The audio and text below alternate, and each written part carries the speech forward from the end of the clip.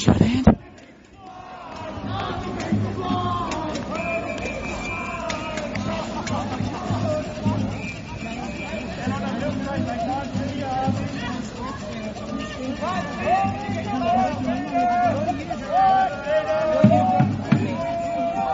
I'm trying to be apolitical, but so anyway.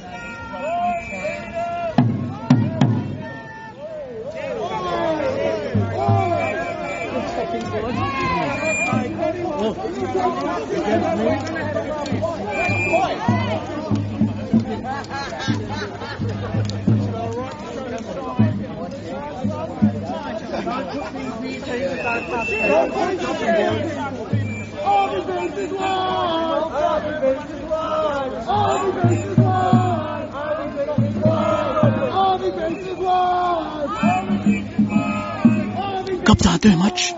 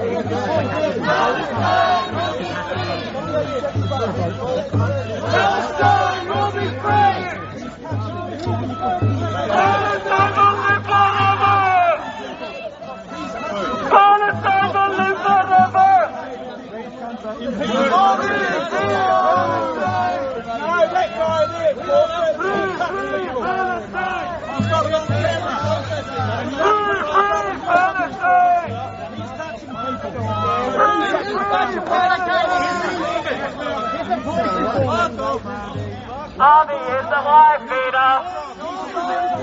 Abby is the wife beater. Abby is the wife beater.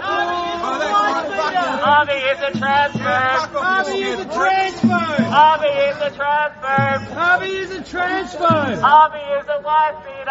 Abby is a wife beater. Abby is a transfer. Abby is a transfer. Abby is a wife beater. Abby is a wife beater. Abby is a wife beater. Abby is a wife beater. Abby is a wife beater. Abby is a wife beater. Abby is a transfer. Abby is a fascist. Abby is a wife beater. Abby is a transfer. Abby is a wife beater. Abby is a transfer. Free, free Palestine. Free, free Palestine. Free, free Palestine. Free, free Palestine. Free, free Palestine. Free, free Palestine. Free, free Palestine. From the river to the sea. From the river to the sea. From the river to the sea. From the river to the sea. From the river to the sea. From the river to the sea. Abby is a fascist. Abby is a wife beater. Abby is a wife beater. Abby is a transfer. Abby is a fascist. You're fundamentalist, anti-trans, anti-queer, anti-abortion. Fascist!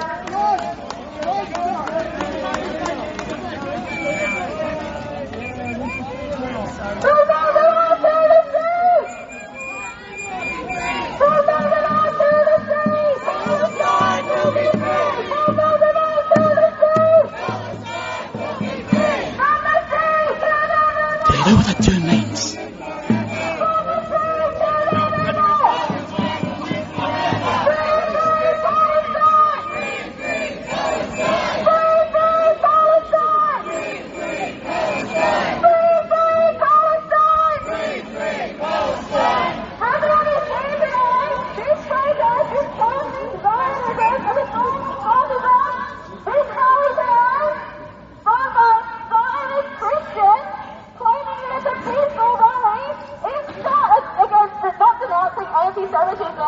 Seine Schwester sind heilig eingesammelt. Jetzt stop! Silence the fascists! Army versus war! Army versus war! Army versus war! Army versus war! Army versus war! Army versus war! Army versus war!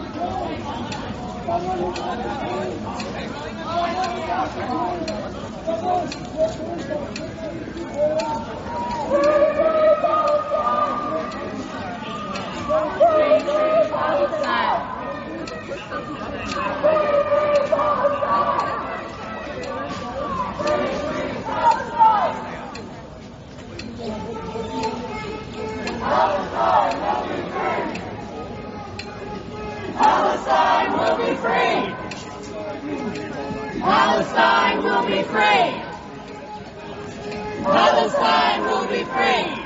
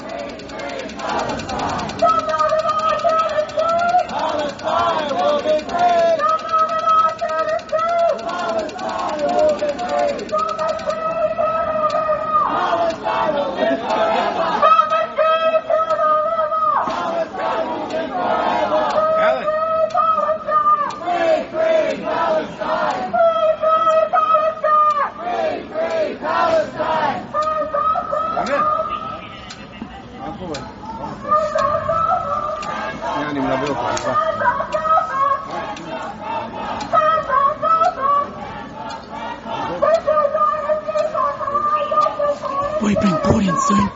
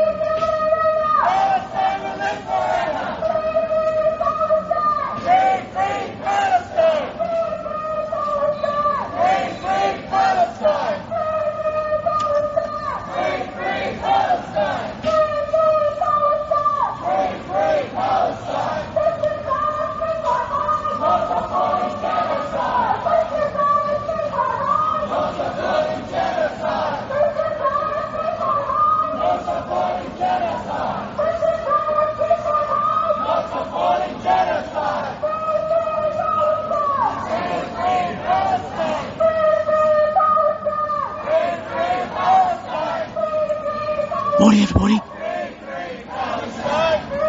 Just to let you know, try to be non-partisan with this one.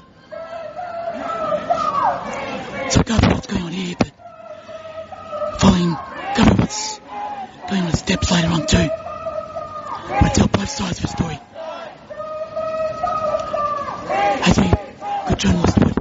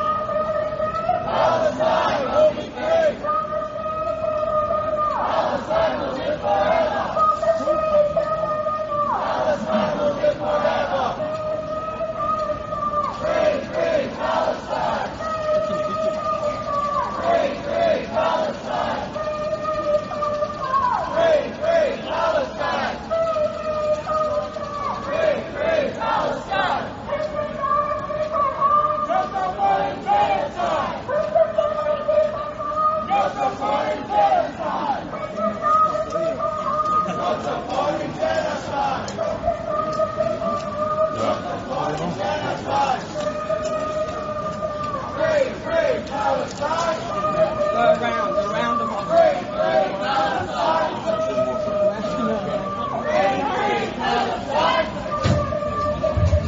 Palestine will be free. Palestine will be free. Palestine will live forever. Palestine will live forever.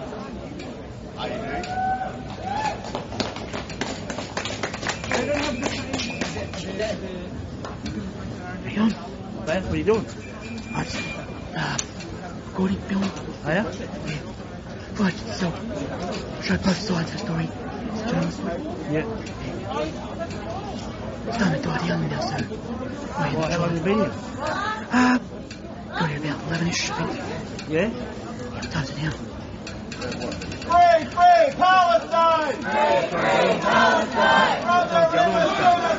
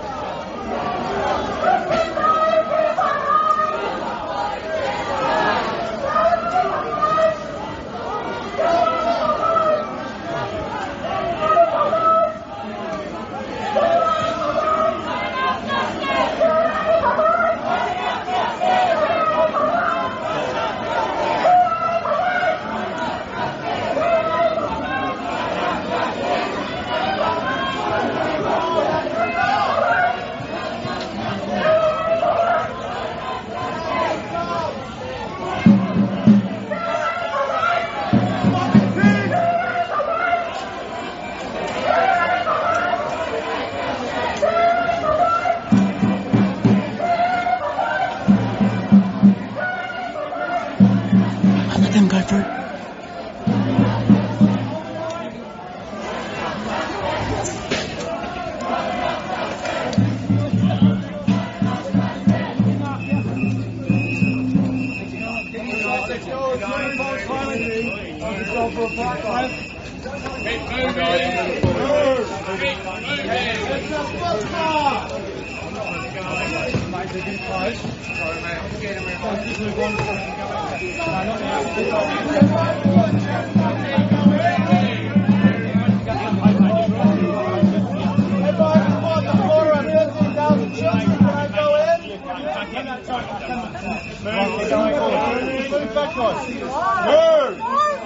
It's a footpath! How much would it cost in a genocide supporters need? If I support the slaughter of children, can I go in? Get you to move on as well? Yeah, thank you.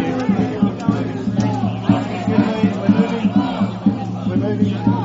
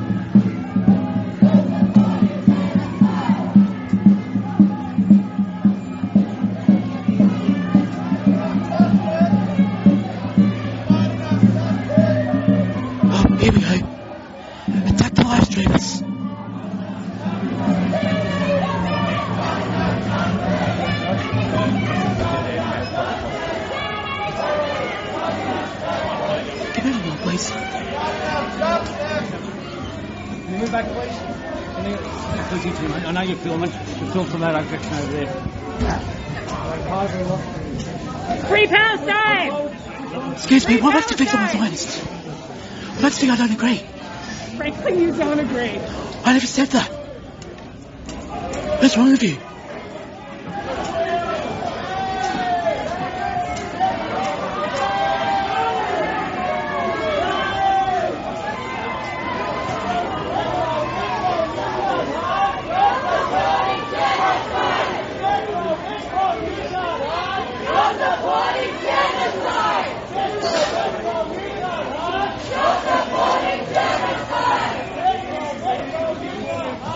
Someone else got arrested.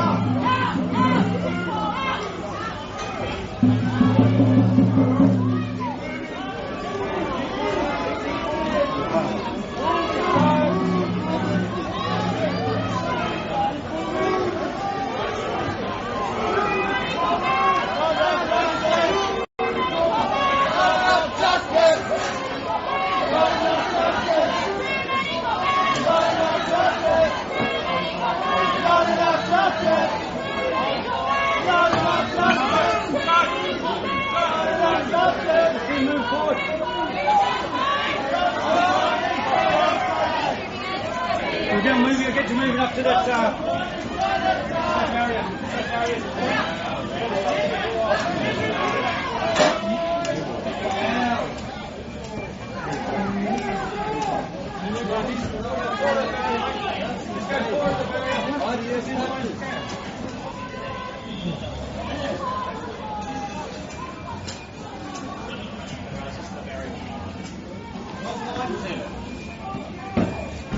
It's like I'm caught in the line.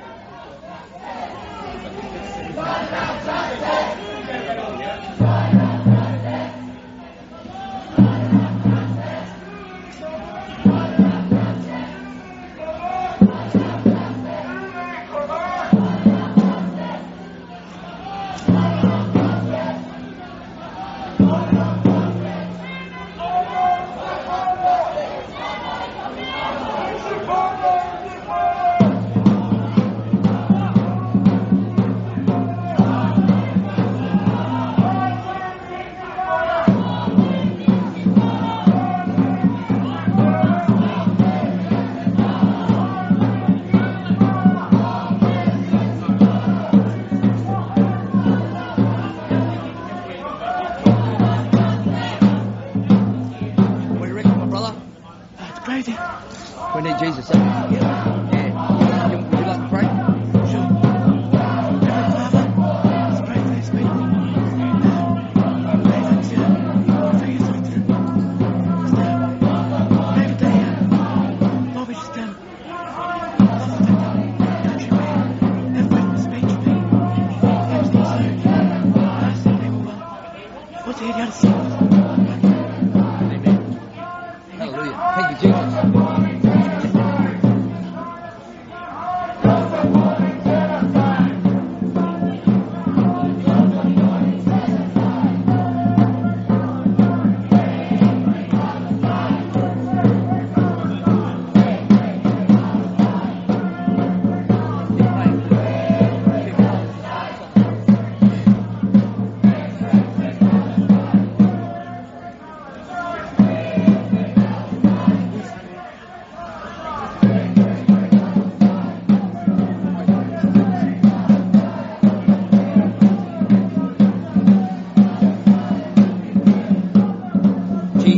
King. Come, Lord Jesus. Thank you, Jesus.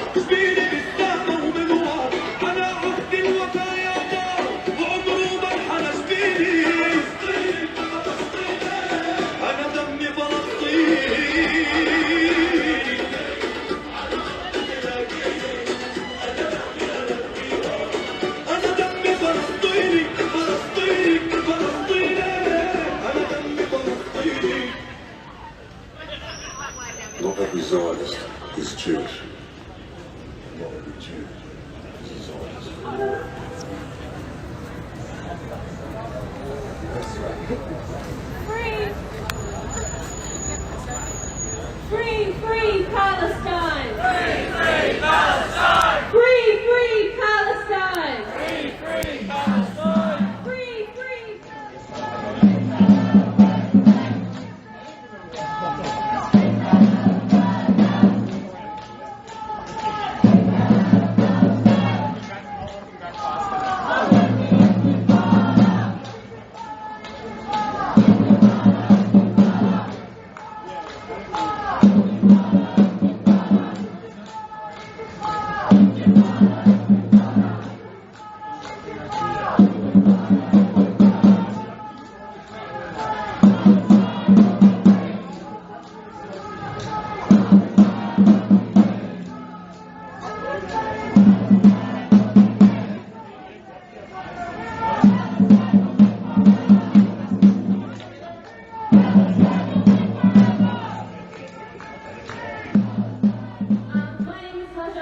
your MC today, and next to me is Kelly, who is our Auslan interpreter.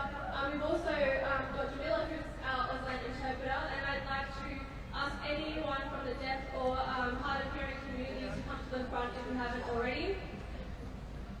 And I'd like to thank our marshals for their dedication.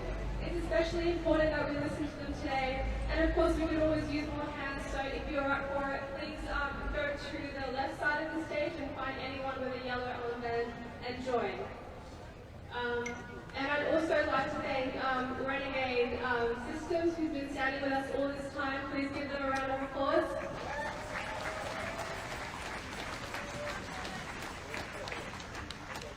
Most of all, I'd like to thank every single one of you for keeping this movement alive for 33 weeks.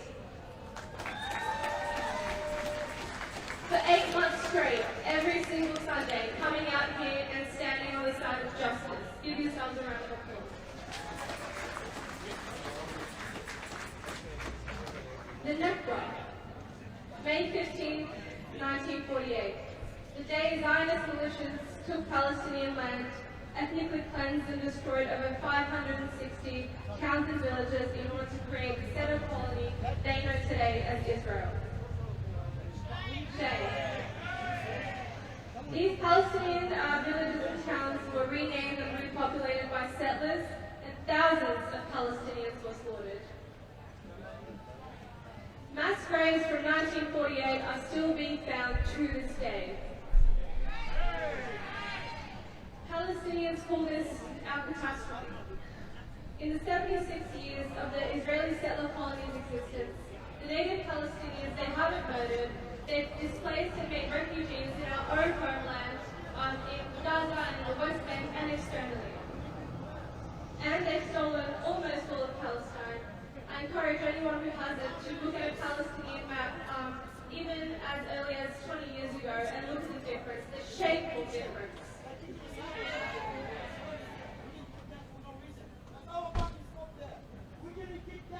The English translation of Nakba, the catastrophe, is reductive because it wasn't a natural disaster. Free, free Palestine! Free, free Palestine! This is bullshit. What are you doing here?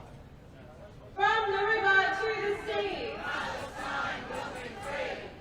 The English translation for Nakba, catastrophe, is reductive because it isn't a sudden natural disaster, nor is it a tragic relic from the past.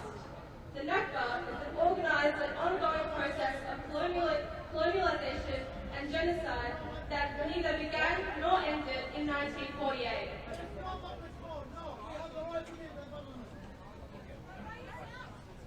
The perpetrators have names and the crime scene still remains active. But their time will come. The rich and powerful who have orchestrated this will have to answer for the horrors and the pain they've inflicted, the horrors and the pain that have made every day Nakba Day in Palestine. The Nakba is happening as we speak.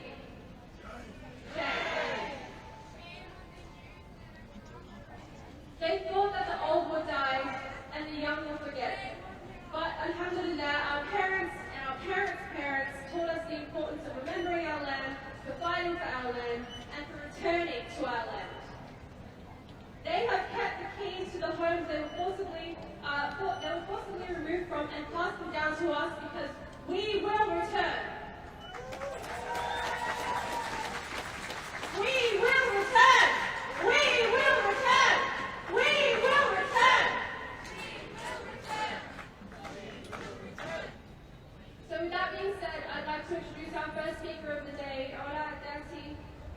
Is a medical scientist who specializes in cervical cancer. She has been on the committee of the Palestine Community Association since 2011, and she was born and raised in Gaza. Please give her a warm up.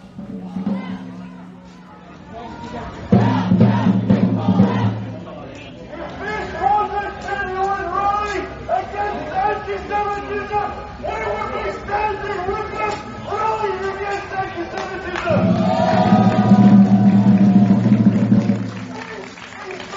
A rally against anti-Semitism. This is the Polish rally that is aimed against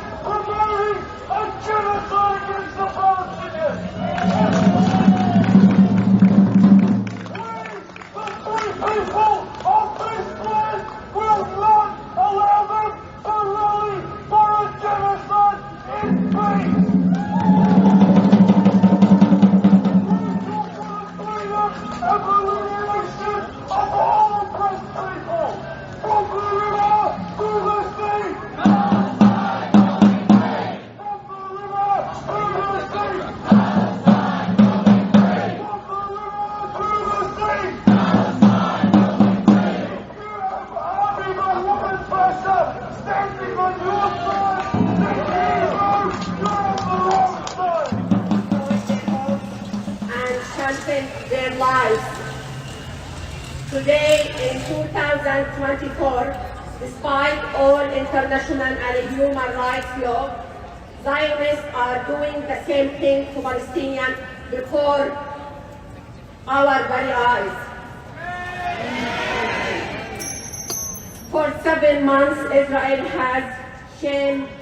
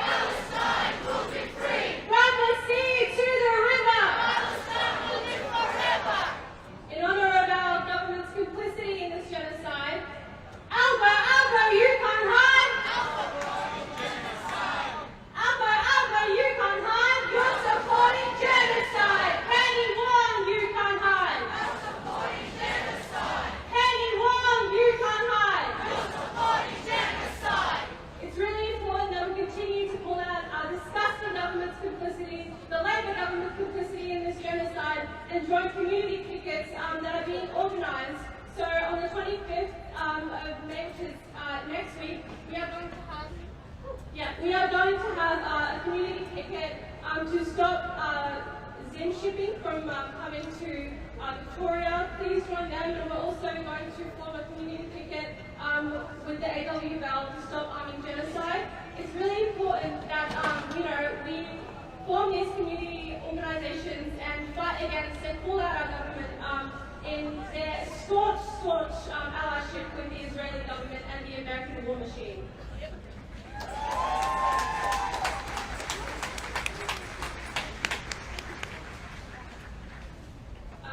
So our next speaker, also we have donations. If you have any spare change, please put it in here. We could always use more donations. FPM organises these rallies, with no funding or anything like that. So please we'll pass this around and put whatever you can in. You're a superstar. Thank you.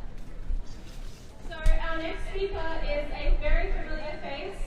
She's somebody who's been organising in the Palestine movement in Australia for a very long time and taking charge. May Saif, please welcome her to the stage.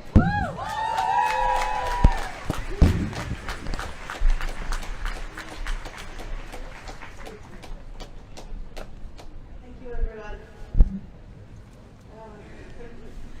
Hajar is right to say we've been organising a very, very long time. I'd just first like to take a moment to acknowledge the Hindu people of the nation in which we meet today on their lands, and pay my respects to the elders, past, present and emerging, and recognise that they experienced their own genocide, and that we live, work and stand on unceded Indigenous land. I want to recognise the deep connections that our communities share to our culture, heritage, to our very land, our deep connection to our resistance to oppression, and the connection that all oppressed peoples and Indigenous peoples share across the world, because it is one struggle against settler colonialism.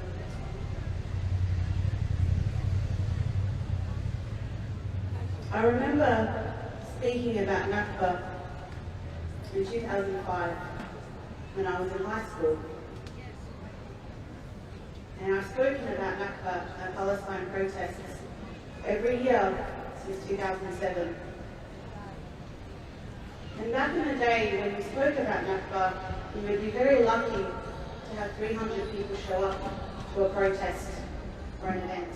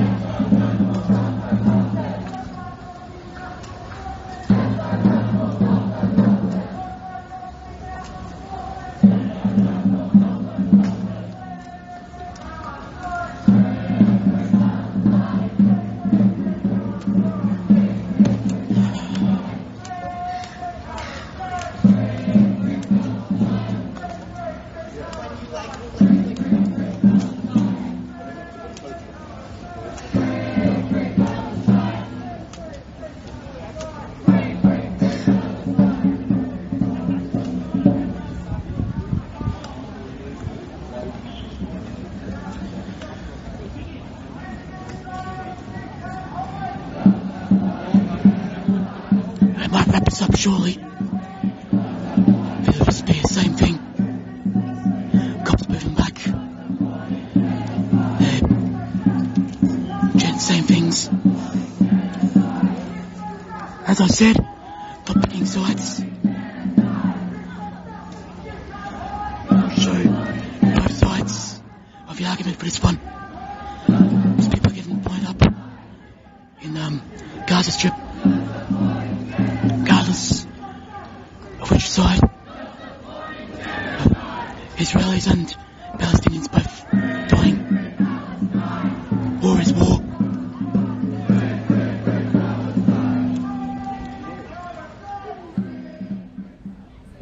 My grandmother was blinded from this event, and not 2 months after her injury was forced to march out of her home with 2 young children, her mother and father and her brother. Her husband had been separated from her a month earlier, and he had been shot by Zionist militias in the back of the head, looking for his family in the rubble. My grandmother couldn't handle the march, so she died on the side of the road unburied. And they found themselves in refugee camps without food or water or shelter. And we see that being relived in Gaza today. 2.2 million people forced to move and seek what exactly? Multiple times. Some families having to move 10 separate times. And now they're being pushed into the sea. Part of my family ended up in Rafah, in Gaza, and part of them ended up in the West Bank. In the last 7 months, family members, whole family members and communities were slaughtered and murdered in the Gaza Strip. And their blood fills the very soil of Gaza and Palestine. And when we sit and reflect, Palestinian blood is drenched into the very earth that is Palestine. Is in its roots, in its trees, in its soil, in the air that it breathes. Our blood has seeped through it. And when we look at the West Bank now, they're doing the same in West Bank. that's right, they are doing the exact same. Refugee camps targeted in Dutton and Jenin, Myvaganam and Jenin, and Hebron. Battlegrounds of generation, you have never seen a day of peace. I think about my grandma again in 76, where the Israelis also came around and collected them in trucks, trying to dump them on the borders. But you see, she had learned that lesson, so she escaped with her 4 children, and they walked during bombing raids back to their home, and she refused to be made a refugee again.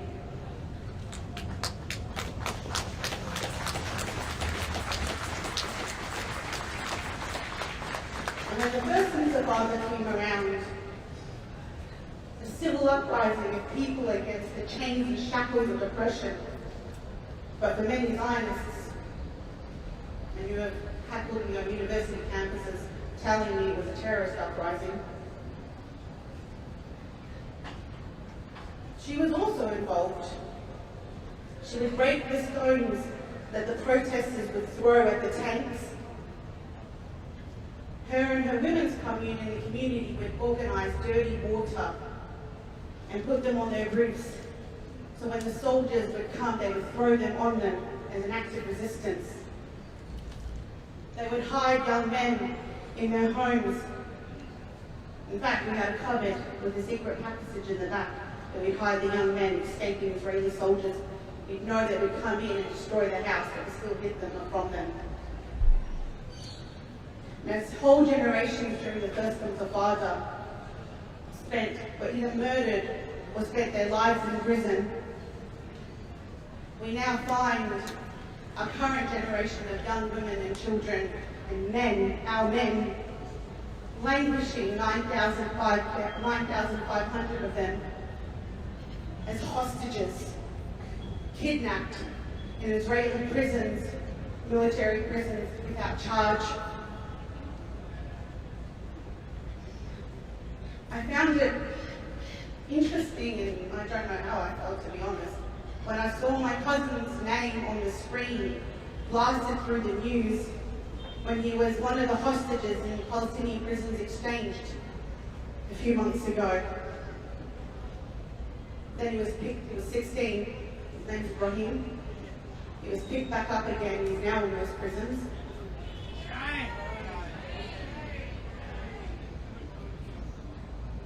So Nakba is a very important day for us as a community.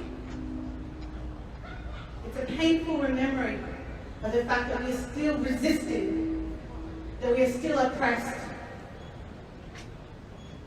But the Israelis, when they created their state, they said we would forget. Does it look like we've forgotten? Does it look like we're afraid of their violence, cowed and intimidated? It is exactly because of their violence that we hold on to hope, love, liberation and peace. It is exactly because of their violence and barbarity and brutality that we scream and chant Intifada. It is exactly because of their brutality and violence that we scream and we chant, from the river to the sea, Palestine will be free.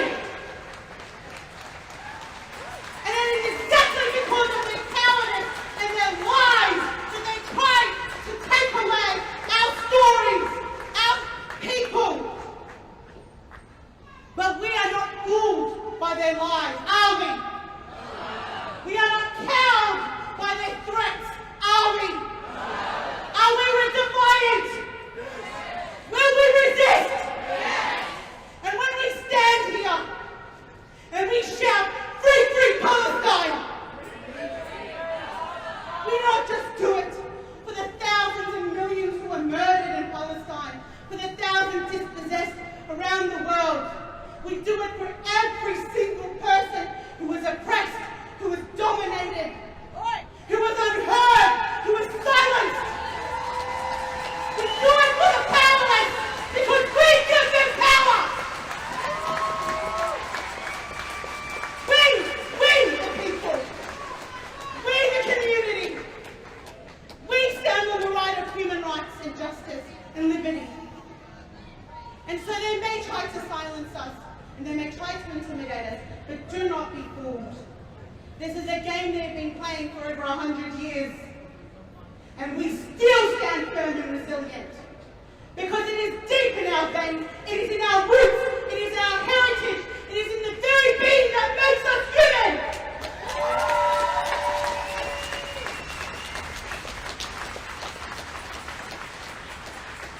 And as humans, you have moral integrity. We cannot sit silently and see the images coming out of Gaza and not feel our hearts shake and move. We cannot sit silent. We speak up. Even if we are drowned out, even if our Prime Minister silences us, we speak up. And we, every single one of us who comes out every week, we know what it feels like. And we know what it means to say Nakba. We know what it means to say Intifada. And we know what it means to say, in our hundreds, in our millions, we are all Palestinians. So thank you everyone. Come out every week. Join your unions. Join any group who stands against oppression. Free, free Palestine!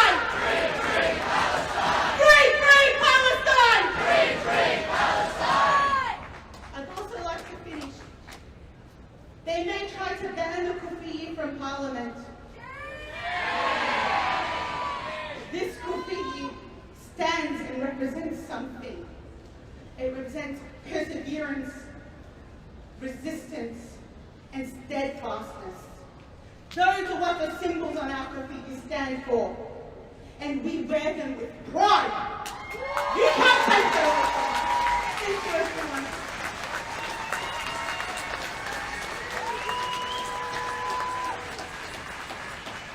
In our thousands, in our millions. We are all Palestinians. In our thousands, in our millions. We are all Palestinians. In our thousands, in our millions. We are all Palestinians. Free, free Palestine. Free, free Palestine. Free, free, free Palestine. Free, free, free Palestine. Thank you, Tomei. That was an incredible speech. Give her another round of applause.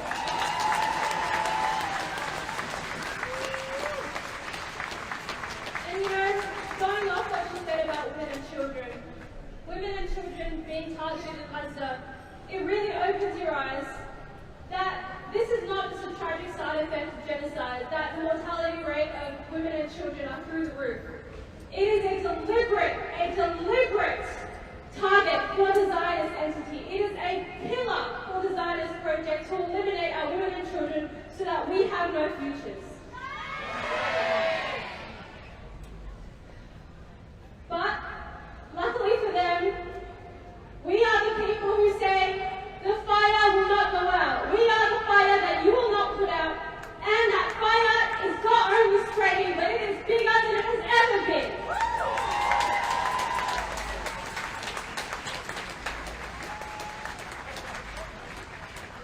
So, our next speaker is Manal Naji. Manal Naji is the Social Affairs Officer for the Yemeni Australian Community of Australia. Please give her a round of applause.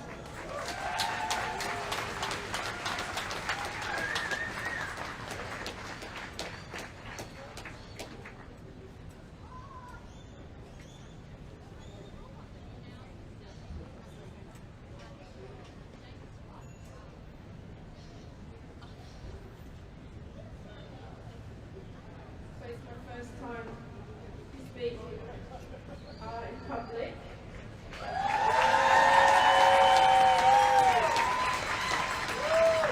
My name is Manal Naji. I'm originally from Yemen.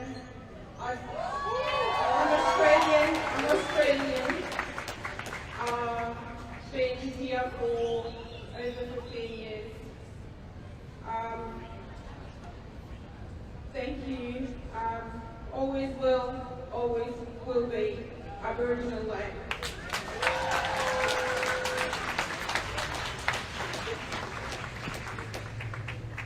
In my name and on behalf of the administration of the Yemeni community, we declare that we stand with Palestine.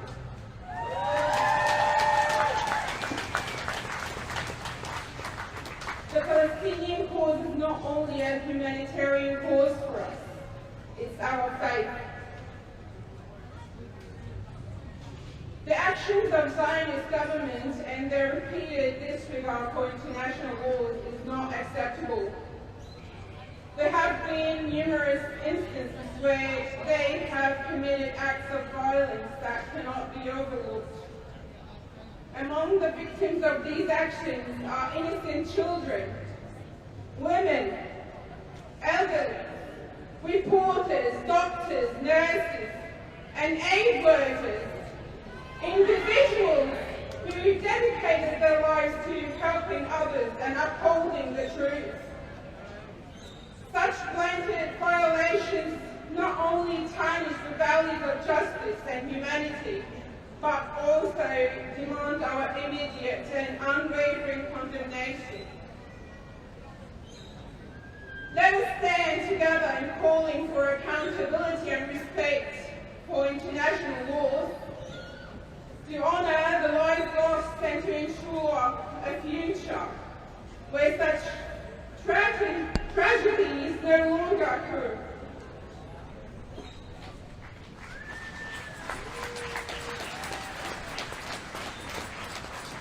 And from here we say, isn't 76 of occupation enough.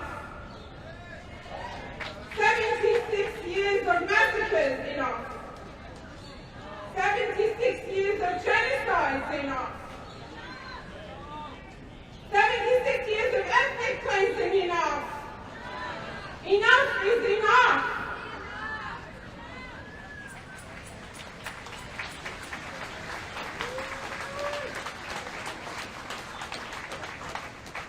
We're still watching. The whole world is still watching. The suffering, the killing, the famine. No one is safe in Palestine. If they don't stop, we won't stop.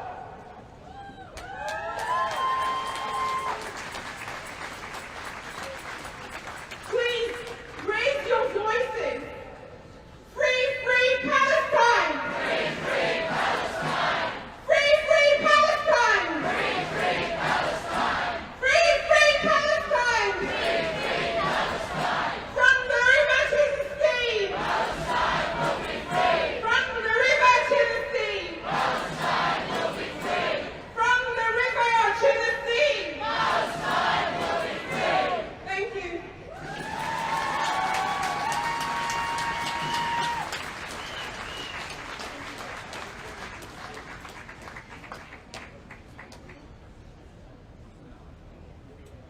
From the sea to the river. Palestine will live forever. From the sea to the river. Palestine will live forever. Once again, I want to thank every single one of you for continuing to come out every single Sunday, for continuing to stand up for justice and speak about Palestine, to learn about Palestine, and recognize that in order for all of us to be free, Palestine has to be free. Hail, rain or shine, we will continue to come out until we see a free Palestine.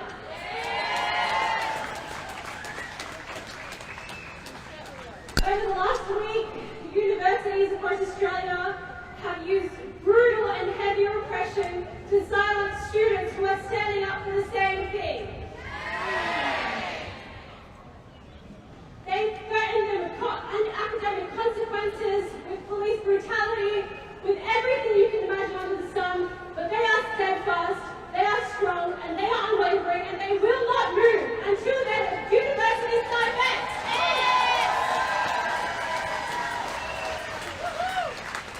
We're going to hear from one of those university students. AlShaer is a leading member of Unimel for Palestine.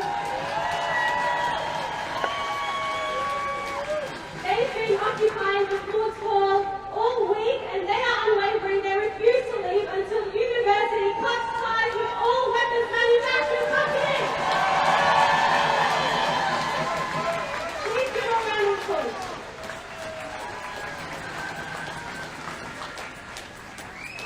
From the river to the sea, Palestine will be free. From the river to the sea, Palestine will be free. From the sea to the river, Palestine will live forever. From the sea to the river, Palestine will live forever.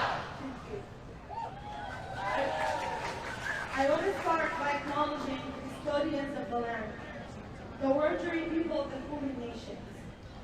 Sovereignty was never ceded. This land always was and always will be Aboriginal land. Always was and always will be Aboriginal land. Today marks 76 years of our ongoing Nakba, a catastrophe, at the hands of the Israeli Zionist regime. But our struggle started before that. Our struggle started with the British mandate, with the British colonialism of our land.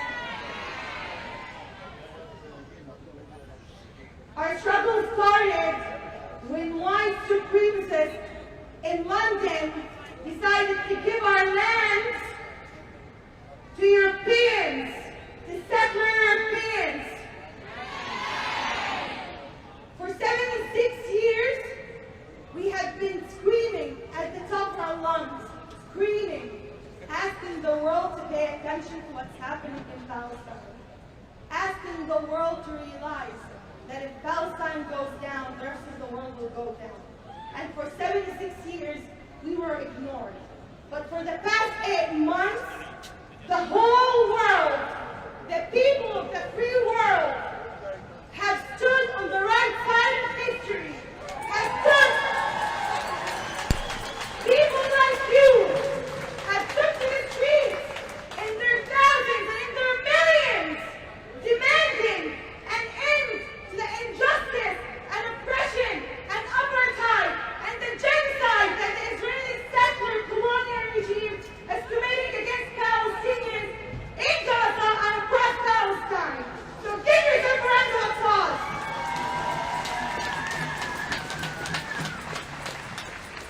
They like to tell us that the world is not standing by our side. But what I have witnessed in the past 8 months is that the people of the world are standing by our side. And it's only the minority, corrupt political elites, the Zionist puppets, are the ones not standing on our side. Yes. So we have the power to bring them down. We have the power to bring them down. We have the power to end the genocide. Do not stop. Do not stop fighting these systems of oppression, these systems of injustices, these systems that feed on the slaughter of innocent men, women, and children. Do not stop fighting. It might be a long fight, but we will win. We will win.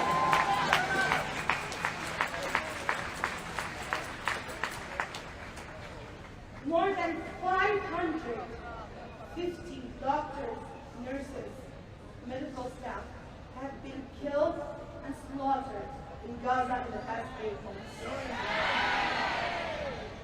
More than 15,000 children have been killed, systematically targeted and killed in the past 8 months in Gaza alone. And this one's for the journalists here who think they're doing a good job. You're not. More than 147 Palestinian journalists have been targeted and killed because you are failing to do your jobs.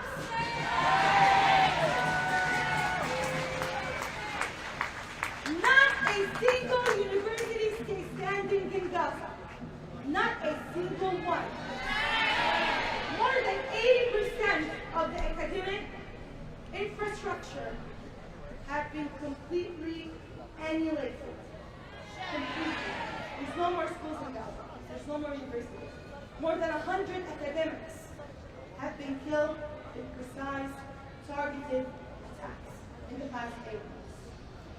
And as we're standing here today, I'm standing as a Palestinian, born and raised in the West Bank, someone who has been through, who has lived and seen what secular colonialism and apartheid look like. Someone who had to pass through checkpoints to go from one town to the other, from one city to the other, with 19-year-old Australian soldiers pointing guns my way because I'm Palestinian.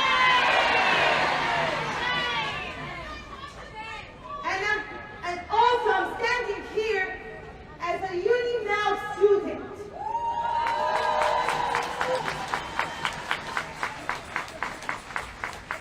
As a university student who have been watching her peers getting killed in Gaza in the past 8 months. For 8 months, myself and thousands of students at Melbourne University, Sydney University, Monash University, all universities, Columbia, UCLA, Harvard, Brown, London, everywhere in the world have been fighting against the complicity of their universities in the genocide for 8 months non-stop. And yet, these universities, including Melbourne University, who we have met with 2 days ago, and specifically asked them, will you cut your ties with the death industry will you stop the flow of blood money? And they said, no. Shame!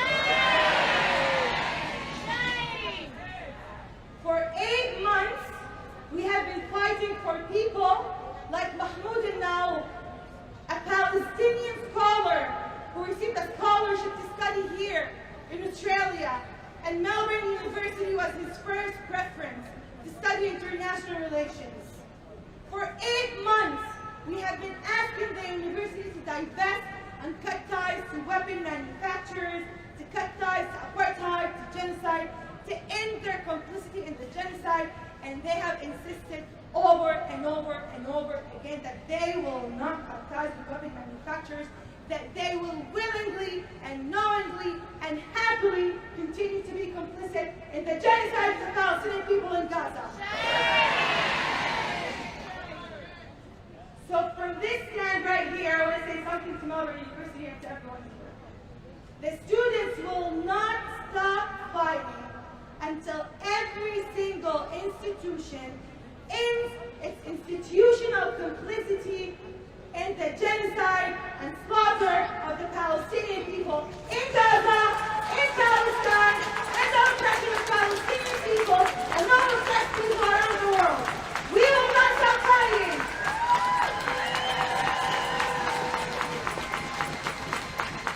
We have been publicly threatened by people like Pip Nicholson and Mark Cassidy, publicly threatened with regrettable measures. These measures, shame on them, because apparently protesting against the genocide is aggressive, but complicity in genocide and producing research for genocide is not aggressive. Shame! We stand outside in our Gaza Solidarity encampment on South Lawn for day 25. The people at the Mahmoud Hall, and it will always be named Mahmoud's Hall, no matter what they say, are sitting peacefully inside Mahmoud's Hall, have been threatened with measures that could lead to suspension from their university. And yet, these students, despite all of the intimidation tactics and attempts, all of the attempts that they're going to call the cops, which they were going to call the police on us, to import the scenes of brutality from the U.S. to Melbourne, all of these attempts have not deterred any student away. We're still sitting in Mahmoud's Hall, we're still camping on South Lawn, and we will not move until Melbourne University ends their complicity in the genocide. Keep going! Keep going! So now, as Palestinians have been fighting for 76 years and more, the students have been fighting for 8 months, and they will continue to fight until every single university cut its ties and ends its complicity in genocide.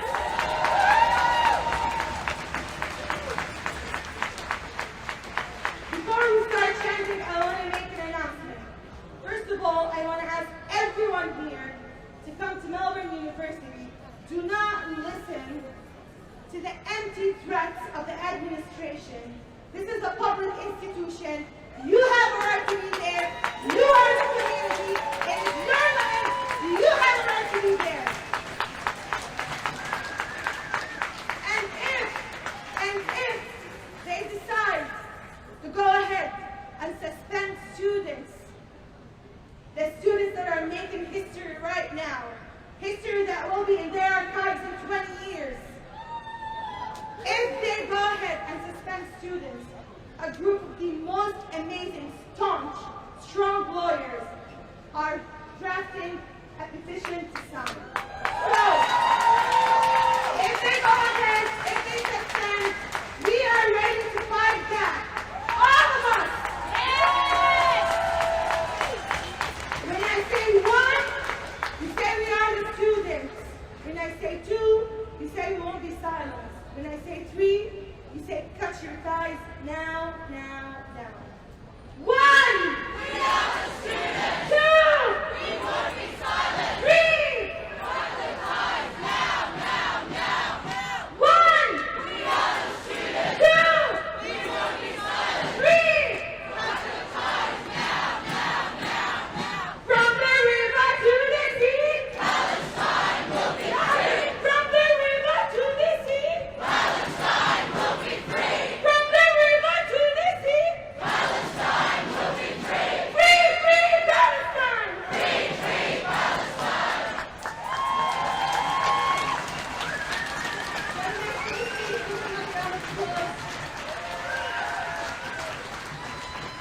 think it's really important what Zara touched on in remembering the Nakba as an ongoing and alive process of colonization and genocide that neither started nor ended in 1948.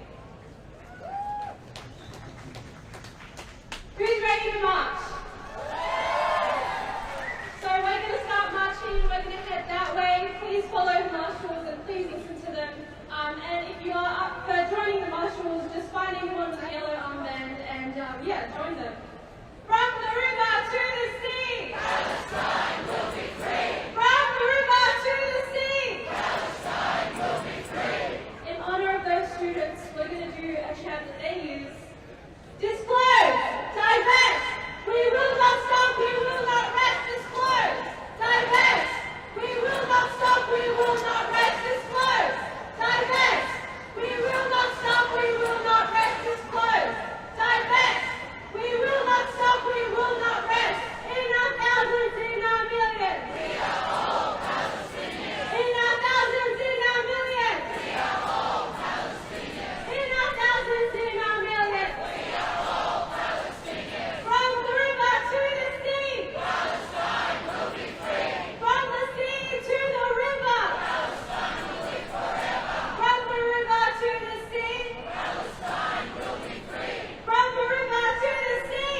Palestine will be free! I want you to be louder. I want them to hear you from the halls of Parliament where they're trying to ban this chant. From the river to the sea! Palestine will be free! From the river to the sea! Palestine will be free! From the sea to the river! Palestine will be forever! Israel out of Gaza! Israel out of Gaza! Israel out of Palestine! Israel out of Palestine! Israel out of Gaza! Israel out of Gaza! Long live the Intifada! Long live the Intifada!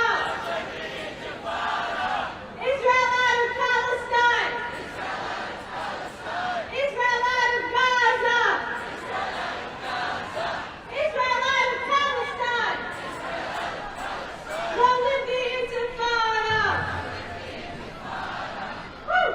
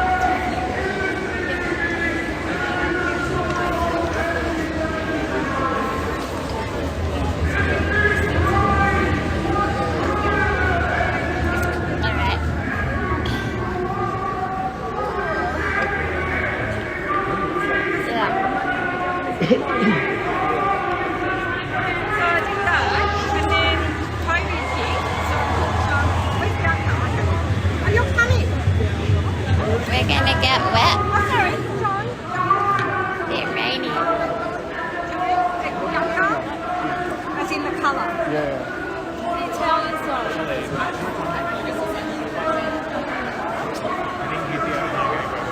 to be failing more and more.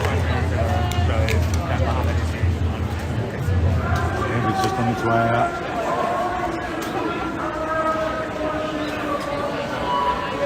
It's like a factory reset.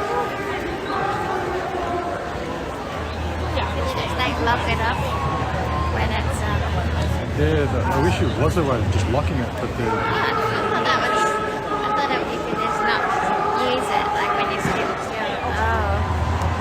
So if you turn it off... Constantly trying to correct, like maybe you have to reset the neutral position and then, like once you see it.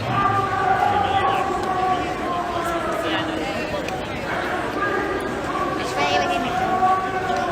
You want to go to the front? Let's try going... Can you find... Is there a bin?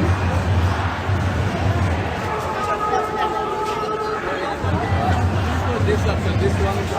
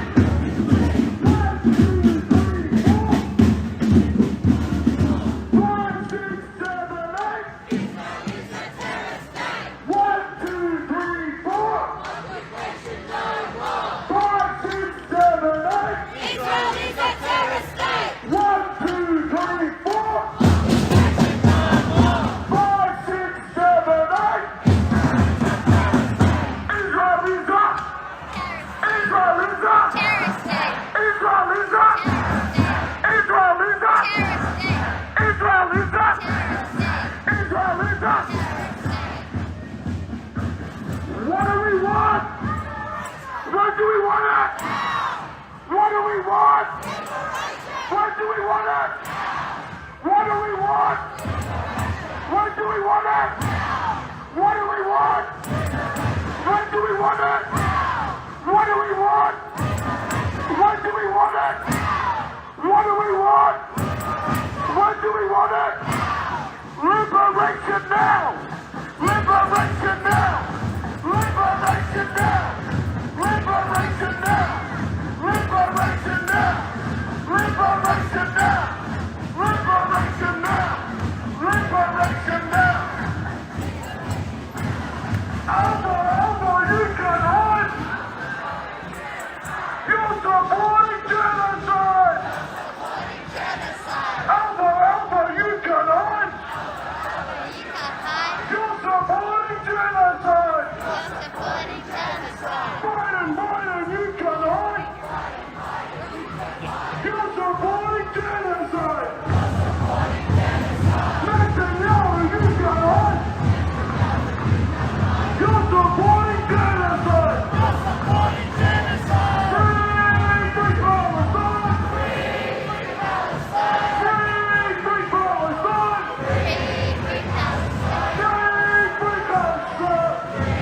Free Palestine!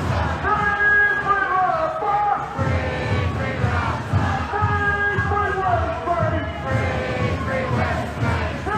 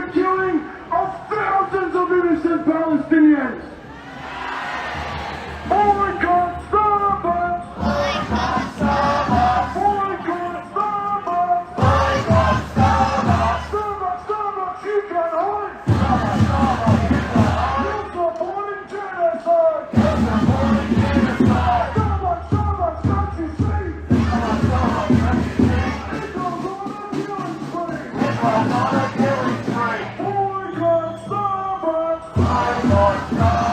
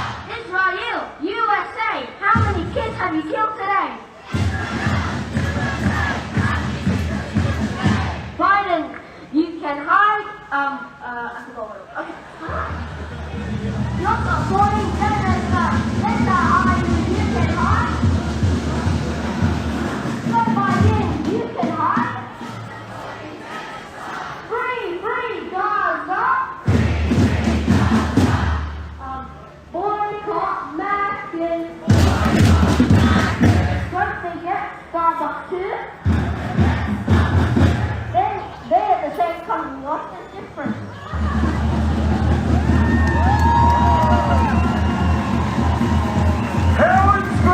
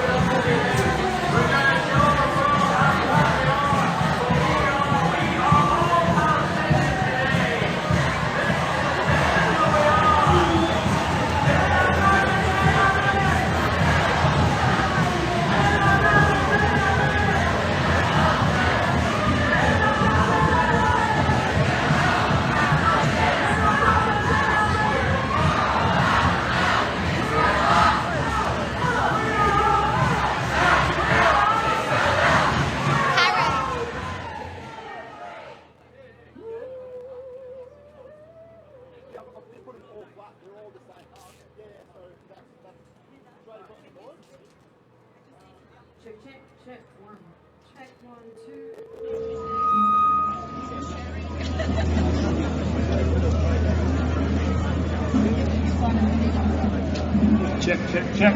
Yes. Check. 1. Check 2.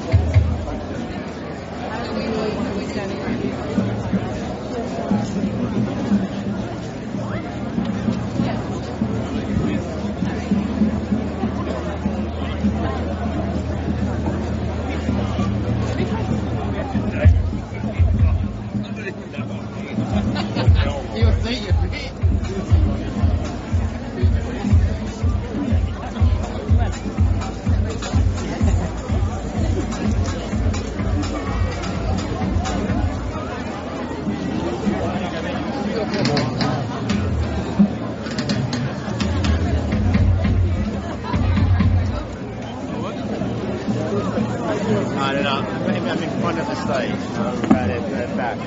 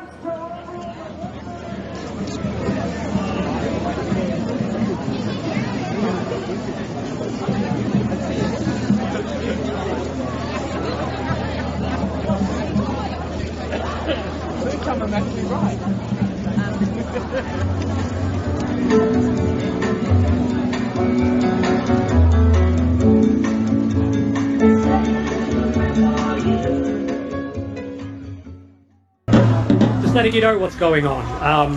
So far, the police have basically they've moved on all the pro-Palestinian protesters, and they're completely allowing the Christian Zionist rally to take Parliament steps. Apparently, one protester was hit in the chest with a bat. A couple other protesters have been punched by police. The police are instigating violence here, and they're complicit in allowing this genocide to continue by stopping pro-Palestinian protesters and allowing Christian Zionists, who are actually violently anti-Semitic, to hold a rally on Parliament steps.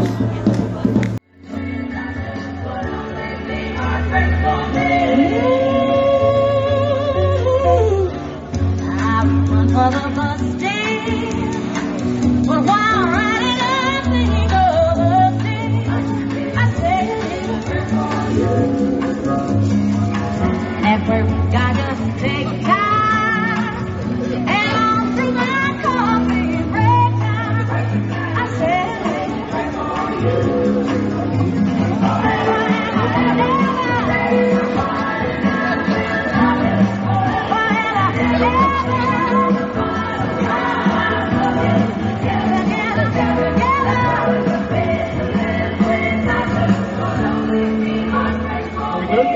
Well, everyone, it's great to see you all, and I just want to thank Simon Joseph for these umbrellas. Here's the deal with the umbrellas. They are free to a good home for a $15 donation. Otherwise, at the end of the event, if you want to return them, that'd be awesome, and we can use them for future events. Not that it rains that often in Melbourne, so we may never need them again. But thank you all for coming out. Enjoy the beautiful weather, enjoy the DJ, and the official speeches and stuff will start at 2:30. So also put your glasses on so you don't lose an eye from the umbrellas. Enjoy. Thank you so much.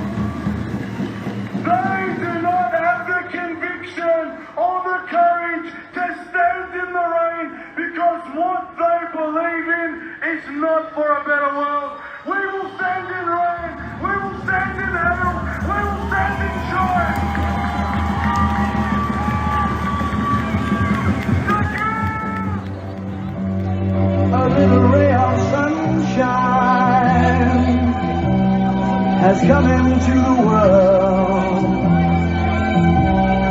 A little ray of sunshine in the shape of a girl. A little ray of sunshine. I wanna know if you think she looks good in the pink her grandma has bought her.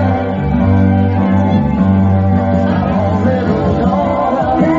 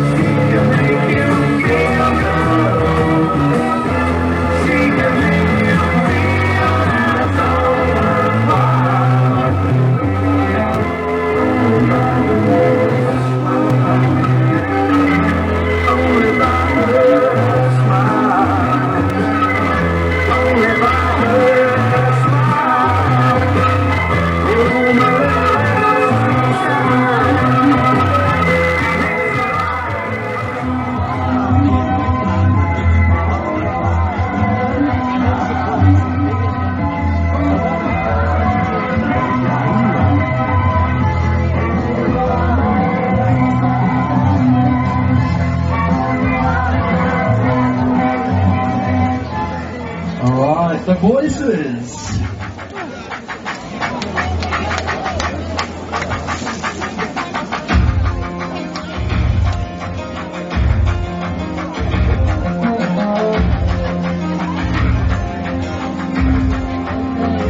I love you all. You're doing a great job. I wonder, for the crowd, could you all move back from the stage like 5 steps? I know it's exciting, but it would just make our security and our access to the stage easier. So, on the count of 3, everybody in the crowd move back 5 steps. 1, 2, 3. Thank you. Move back. Yes, you guys are beautiful. Don't even have to bring the police horses in, but let's go. And another 5 steps. Let's go. That'll be awesome, guys. Those of you right at the back, you've got to lead the way. We don't want anyone getting crushed or losing an eye. You're doing a great job, people. Thank you. This is going to make it much easier for our speakers and our security. I hear it's raining a lot less down Bourke Street, so it'll be drier and warmer 5 steps back. Isn't this great? I'm so happy you're all here. I'm pretty sure God is smiling down on us, even while He sends the rain down on us. I'm smiling, but that's because I've got one of these beautiful umbrellas, courtesy of Simon Joseph. Don't they look amazing? You can free these umbrellas from captivity for the low cost of $15 donation to support the events, or just keep them and liberate them without cost.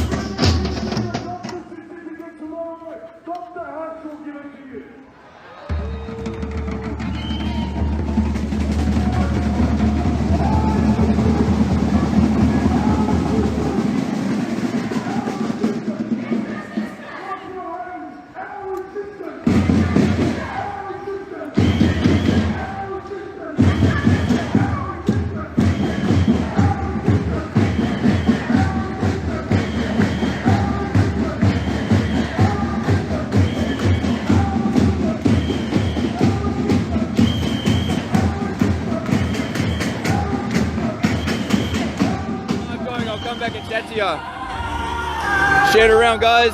Doing a live broadcast here for the Never Again Is Now rally. This is set to be absolutely massive. It is bucketing down, but the people don't care. They're out here. I'm seeing lots of people from many different walks of life, lots of people from the freedom movement standing together in solidarity for the Jewish community here in Melbourne and around the world. So I'm just going to look at this. Lots of Australian flags, absolutely beautiful, big smiles. It's pouring down with rain, but everyone is smiling. What does that tell you? Hello, how are you going? Share this broadcast. Now, what's also telling about this event is that we probably have every single last public order response vehicle here to protect this crowd. Now, that tells you something very significant. We've got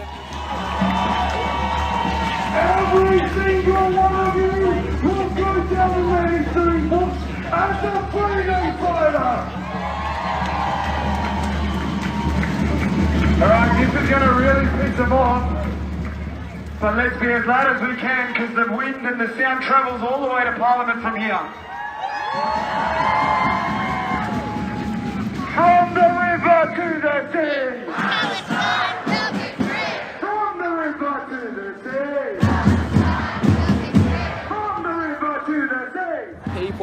absolutely everywhere. All right, we've got a little counter protest going on here. There we go. You know, hello. They're, you know, doing their thing, getting a bit close to the crowd. I'm interested to see what happens there. We've got lots of police, public order response. We've got the mounted unit absolutely bucketing down. We've got some people with kaffirs here, getting pretty close to the action. We'll see what happens, hey? We've got police moving in a little bit more.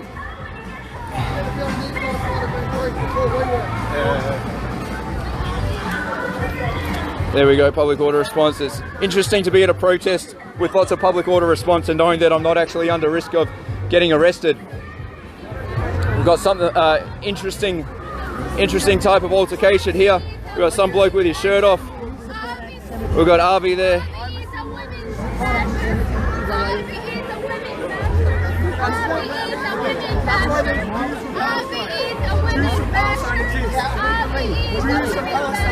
Yeah, things are starting to kick off here. I fully expect things will get violent here very soon. We've got Daniel Jones here working security. I'm actually surprised that the police are letting the Palestinian protesters getting so close. You know this is a recipe for disaster and violence, right? We've got some shoving over there. I don't know if you guys want to do something about that.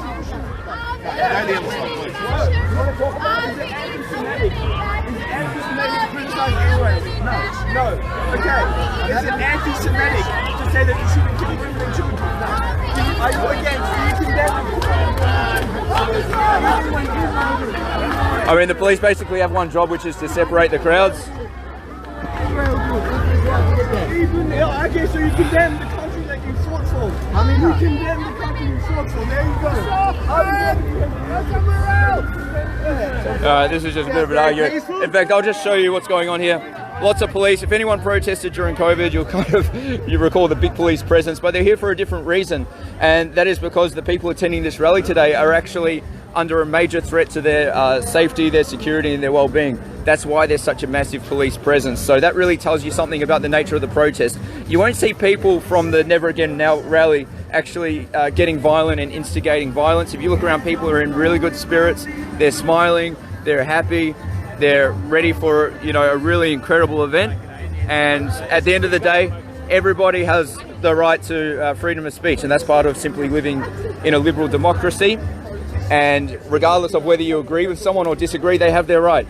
People who are for Israel, they have their right to demonstrate. People who are for Palestine, they also have their right to demonstrate. But what nobody has the right to do is to be violent, to intimidate, to threaten people, and to basically create an unsafe environment for anyone. That is most definitely out of line with the liberal democratic values that we've grown to love, respect and uphold here in Australia, and that's not what we want to be seeing. So this is in Melbourne, Australia. Absolutely bucketing down. My goodness, I am drenched right now. Utterly drenched. I think I need to go and get myself one of those umbrellas. Anyway, go ahead and share this broadcast around. Let me just...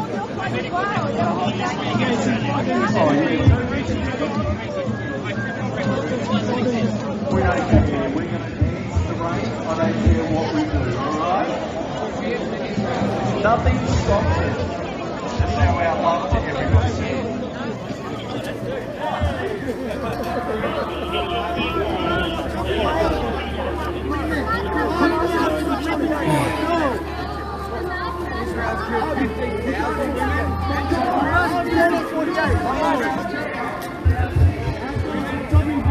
Exists in 48. A mosque exists in 48. So what's your point? So Muslims, Christians, and Jews live together peacefully, yeah? Really? Yes. They did. They did. What do you know? You can lie to black people, you can't lie to me. I'm from Yemen. You can lie all you want. You know what it is? All those Christians who support Israel, they spit on you in Israel. They will spit on you. You know that, Naji. You know that. You know that. I'm racist against my officer in the army was a Christian. Oh, there we go. I have a black friend. I'm going to be racist. That's what we'll do. We deep down know. They can try. I know. They try all the time. I'm here for a try. They pass me, but they pass me.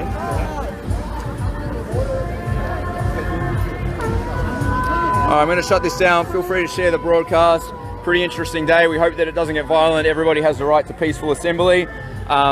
But once again, the fact that there's so many police out here protecting the demonstrators, it absolutely tells you something very, very significant about what the situation at hand and why is it that the demonstrators over that side require so much protection. That's the main question to take away from today's events.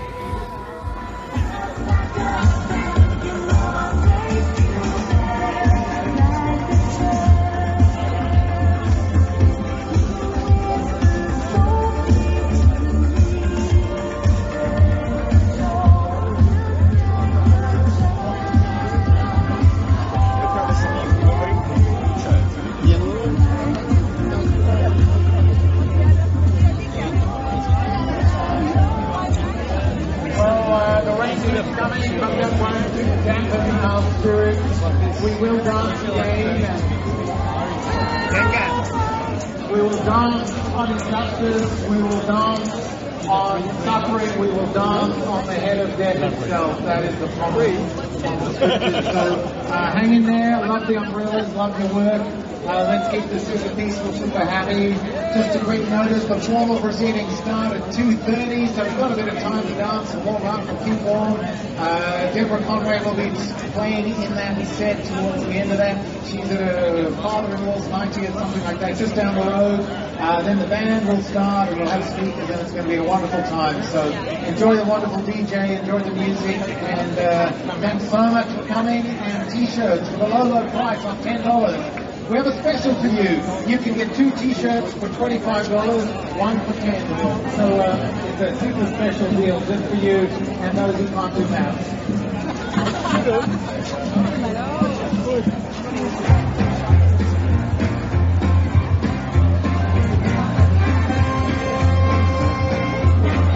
Oh yeah.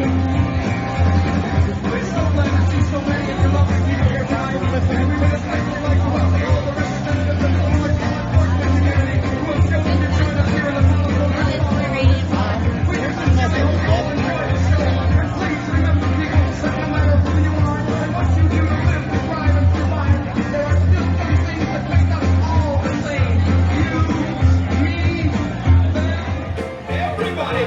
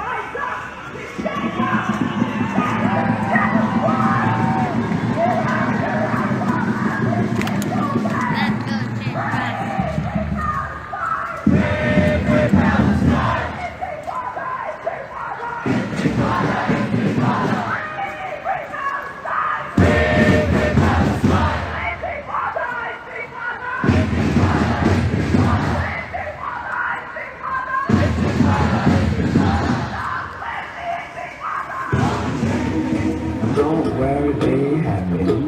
Ain't got no place to lay your head. Somebody came and took your bed. Don't worry, be happy. The landlord say your rent is late. He may have to litigate. Don't worry, be happy. Look at me, I'm happy.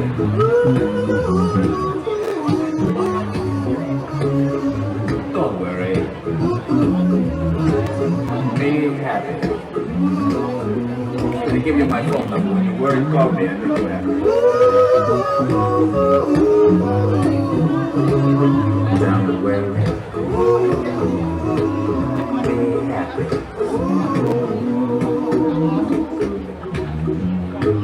Ain't got no cash, ain't got no... What's the next one we have? Wait, you do what? What? Substitution. How incredible is Noor? She's lost her voice while chanting. Isn't that amazing? These are the women of our movement. They are unwavering, they are unshaken, they are the exemplar of what a woman should be. Courageous. Alright, so this week we have seen our University of Melbourne students occupy a building that is now called Mahmoud was a 25-year-old Palestinian who got a scholarship, and his first choice of university in Australia was the University of Melbourne. Unfortunately, he was killed during the Don't worry. Hey guys, if you can move back, and there's a whole lot of people here going on to the south. If they can move in, and the police are going to move back a little bit further down Bourke Street so we can get people in the centre area here. What's that? No, we go. So there's also some people altercations there. These people to move that way. You can't hear the because there's... We need to move a little bit to the north. Actually, that's if this group can just sort of shuffle a little bit along there, and the people who are down over that side can all make their way in. You'll be able to hear plenty of good love coming from the stage. Thanks for being so peaceful and patient, and what an event. It's going to be great. Look, the rain's easing off. It's going to snow soon. So this is Melbourne. Nothing can dampen our spirits. So, well, apart from rain. Not even rain. Maybe snow. Bit of hail. Nothing. Thanks for coming out, everyone. It is just amazing to see you all. Such peace and such love. Enjoy the music, and we will dance again.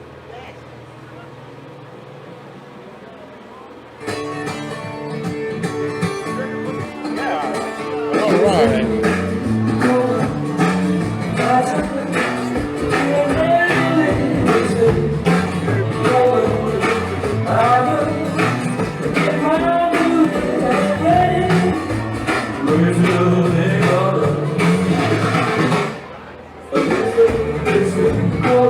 Go,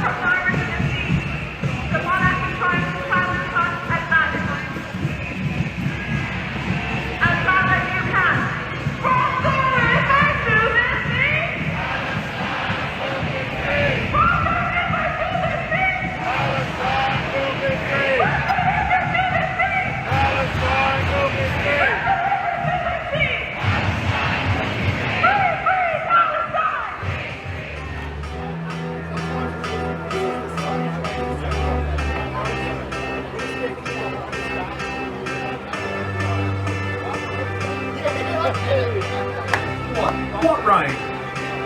Talking about. Don't forget it takes less muscles in your face to smile. So everybody smile. I got a feeling that tonight's gonna be a good night. That tonight's gonna be a good night. That tonight's gonna be a good night. I feel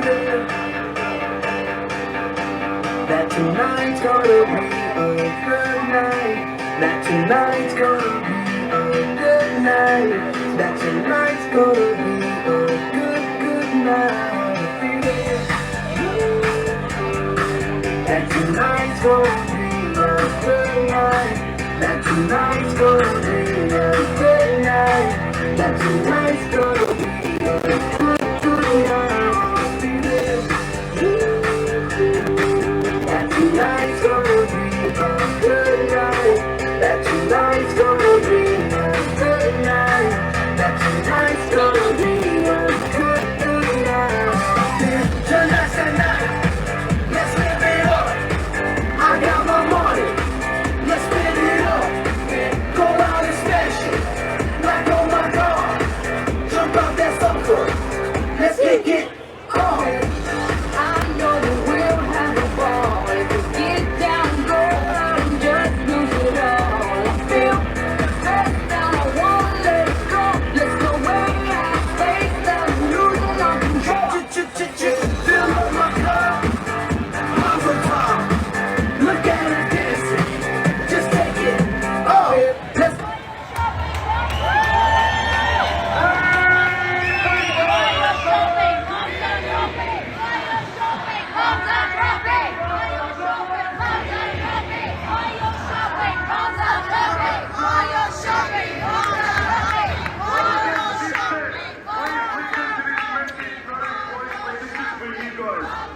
This morning I went past Parliament where the rally was meant to be held, and I saw that the police have created a very thick line between where our Jewish brothers and sisters have wanted us.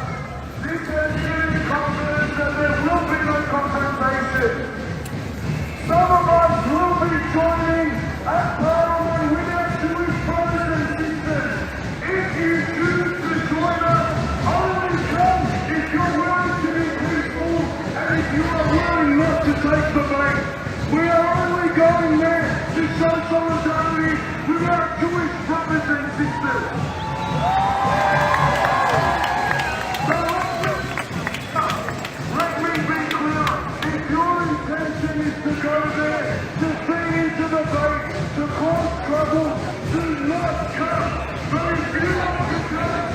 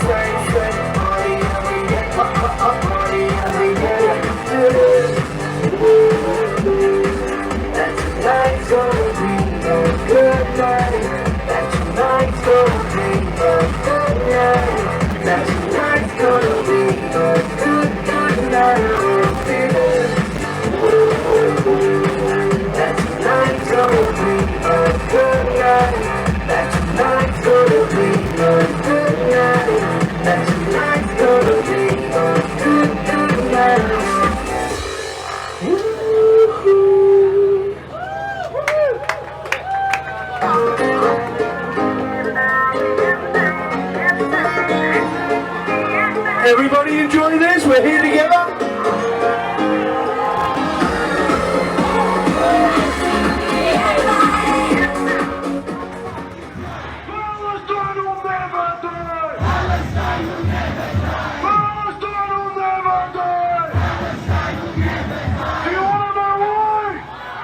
Do you want to know why?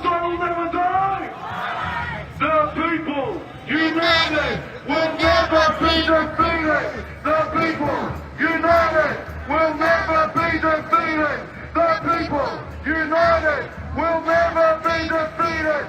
The people, united, will never be defeated. The people, united, will never be defeated. The people, united, will never be defeated. The people, united, will never be defeated. The people, united, will never be defeated. Never be defeated. The people, united, will never be defeated.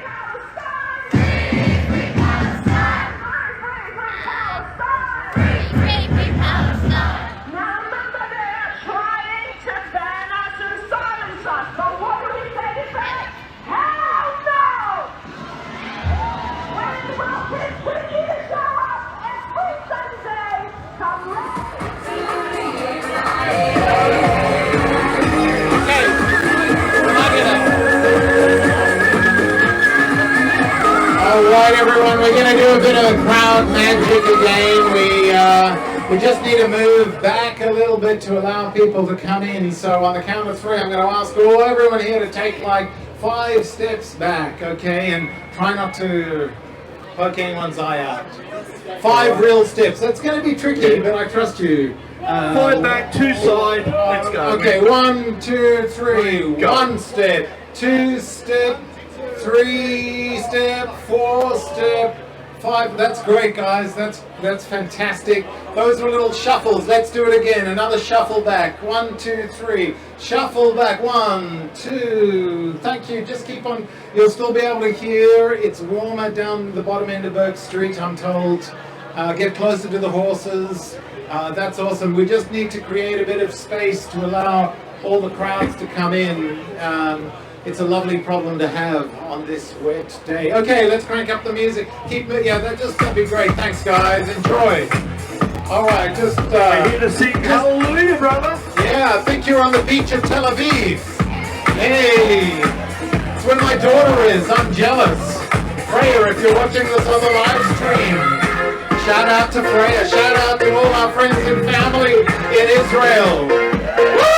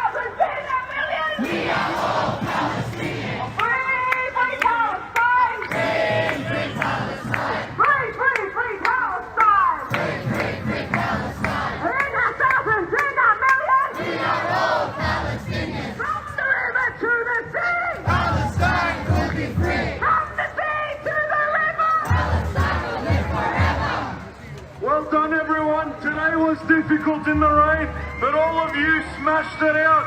If you want to join our Jewish brothers and sisters in their anti-Semitism rally, the genuine anti-Semitism rally, please follow the drummers after this rally. There are 2 more speakers in this rally.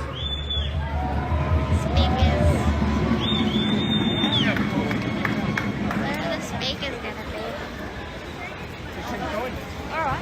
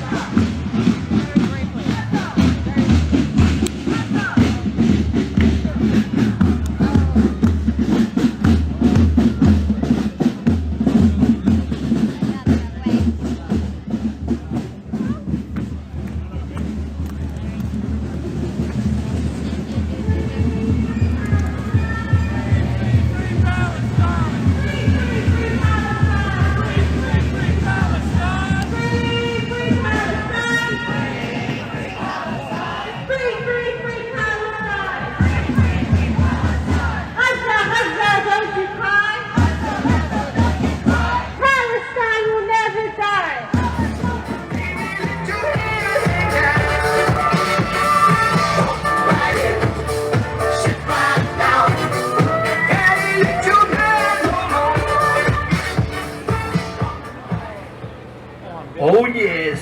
I need earplugs. This is a big one.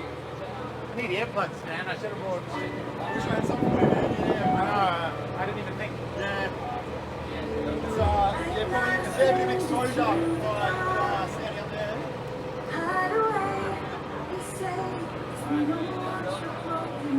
Let's see.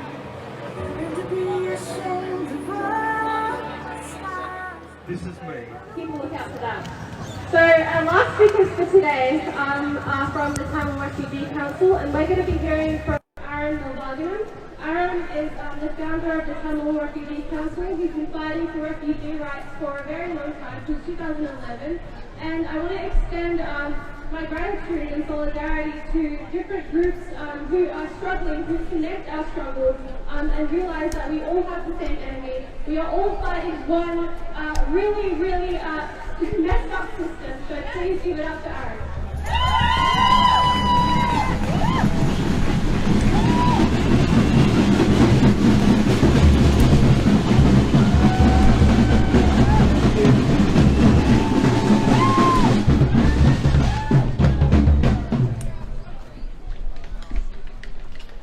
Thank you for inviting me to speak today. Tamils worldwide stand in solidarity with the people of Palestine. We understand the pain Palestinian people are going through as Rafah is under attack. This weekend, Tamils world over have been marking the 15th anniversary of the Mullawaikal genocide. The lessons of Mullawaikal genocide should remind the world of what could happen to Palestinians in Rafah. It'll be a colossal humanitarian tragedy. I'm a survivor of the Tamil genocide. I want to share my story and the story of the Elam Tamils who were murdered by the Sri Lankan government as the world looked away. 29 years ago. It's been a great crowd, so patient.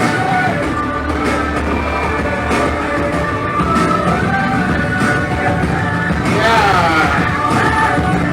What an afternoon. Standing for love in the heart of Melbourne. We won't let injustice triumph. We won't let hate. Okay, so a little bit of an update of what just happened there.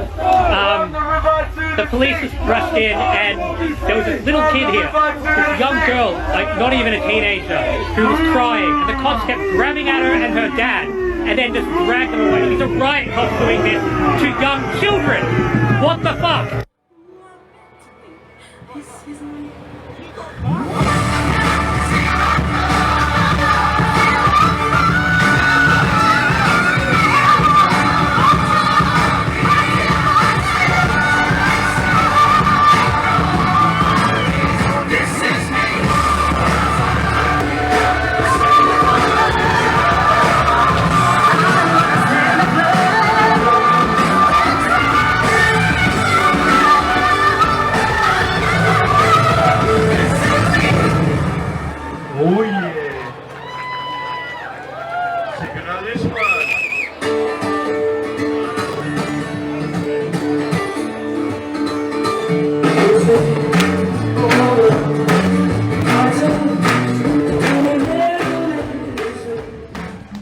Fast forward to May 2009.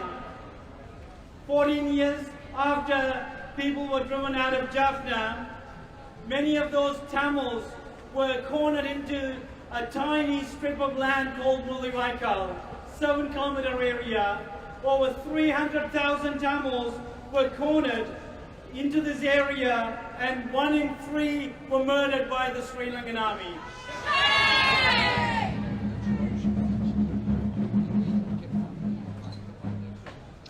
Every time I see Israeli government threatening to go into Rafah, I am reminded of Mullawaikal. I am reminded not only of the tens of thousands of Tamils who were murdered by the Sri Lankan army, but the fact that Sri Lanka became the country for the most disappeared in the world. 15 years on, Sri Lanka, Tamilulam, the Tamil parts of Sri Lanka, is the most militarized in the world. In some parts of Tamil areas, for every 2 civilians, an army member is present. As Tamils and Palestinians, we share not only similar histories rooted in British Empire's rule, but also histories of land grabs, displacement, and massacres.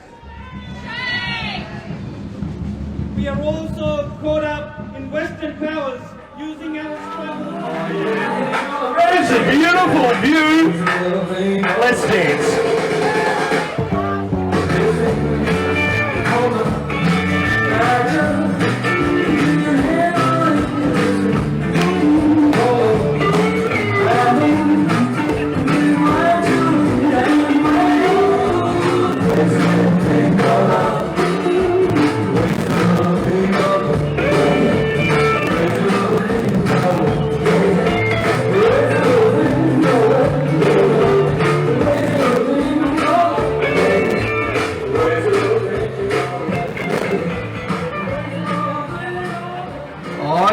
Never again is right now.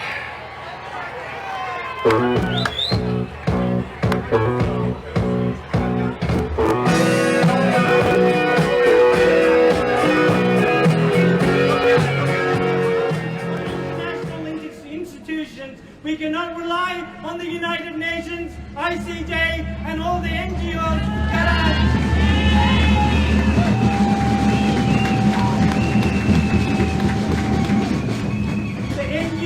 that are feeding us the bullshit that 2 sides are at fault. We cannot now, we have a very big crowd down on my left, and they're struggling to hear. You guys are in the prime position, so here in an act of love and other person-centeredness, here's what I need you all to do. I need this group to move back like 20 meters, and then so this group can come in and everyone can hear. Some people can move to that side. I know you all want to be close to me. I get it, I understand, just ask my wife, but we really need you to move. That'd be just so helpful. Thank you very much, guys. And everybody, the guys, you got to start right at the back. You got to start moving backwards so everyone can move. We can't start until we bring people in. We want to be this to be a great experience. Thank you all so much. You're just super peaceful. Gummy's going to tell you what to do. Listen to Gummy. All right. For this system, if we are going to see any meaningful change, it is a sick system that relies on genocides to maintain their power.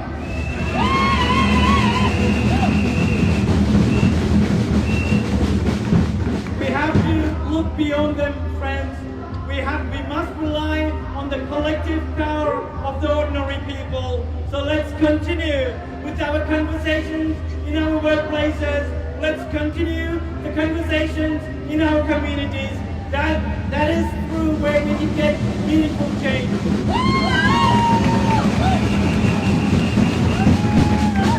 And I'll end by saying, let's keep on supporting the students who are fighting back.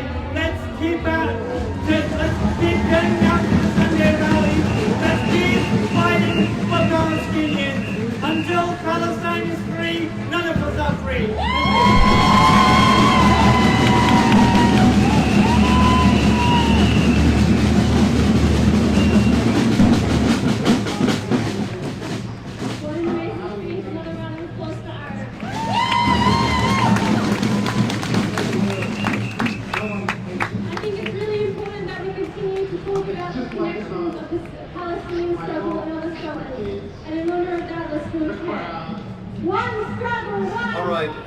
We're going to start in 1 minute, people, so thank you for being incredibly patient and wonderful and helpful. And now what we're going to do, if everybody's got the signs, if you've got the say ho, all your signs, we're going to take some photos. We've got press up here, and wait for it. Okay, everybody, get your signs up, get your flags up, Get anything you've got. Yeah, get it. Yeah, beautiful people. That is amazing. Thank you. That is fantastic. Thank you.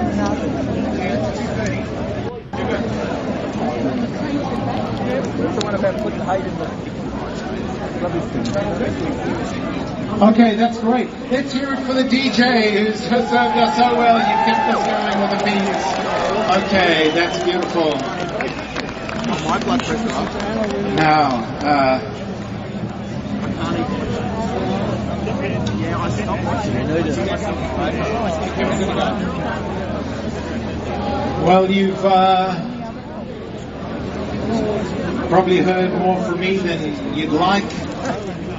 I just want to start the formal proceedings by welcoming you here. It is so wonderful that we can gather here in the centre of the city of Melbourne to stand together against hate, to stand together for love, to stand...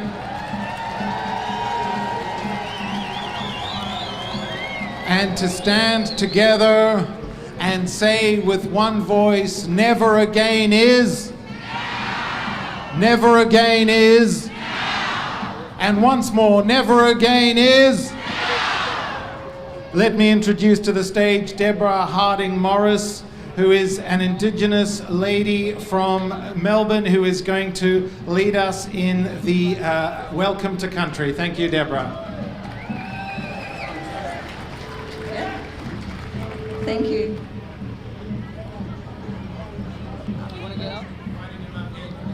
Okay, thank you. Yes, I am a Tongarong woman from Central Victoria. I'm a descendant of the Tongarong tribe that is part of the Kulin Nation, and I'm here today to, I want to introduce my two brothers that are standing with me. This gentleman over here is Kookaby. He's from far north South Australia. He came specifically to stand with the Jewish people. All night, overnight by the bus. And this gentleman here is Anderson, George Anderson. Him and his son, they flew down from Darwin. He's from Beswick, Central Arnhem Land. And the three of us want to stand here today as Aboriginal people and declare that this land is owned by the Creator, and that the Creator is the God of Israel. And we stand here declaring that, and I want to say Womanjakabik, which is traditional language, Tongarong language for welcome to country, but I'm not doing a traditional welcome to country, but I'm telling you that there's a deep meaning to that word Womanjaka, and it means come, but come with a purpose. And I want to say that the Jewish people have come to this land and fulfilled that, because you have brought the blessing of the God of Israel to this land, the blessing of the Creator, and we thank you for that. And so I also want to say that many of you have come as to this land as a refuge, and as Aboriginal people, we understand that. And so, sorry, Mum was complaining. And I want to say that you've come to this land and you've become part of us. And so as part of us, what anyone does to you, they do to us. And so we say it is not okay that this hatred is in this land. We say no, it is not welcome. It is not welcome in this land. And the men are holding this to show our history with Israel. Very strong history of the light horse when they took the land of Beersheba. Thank you.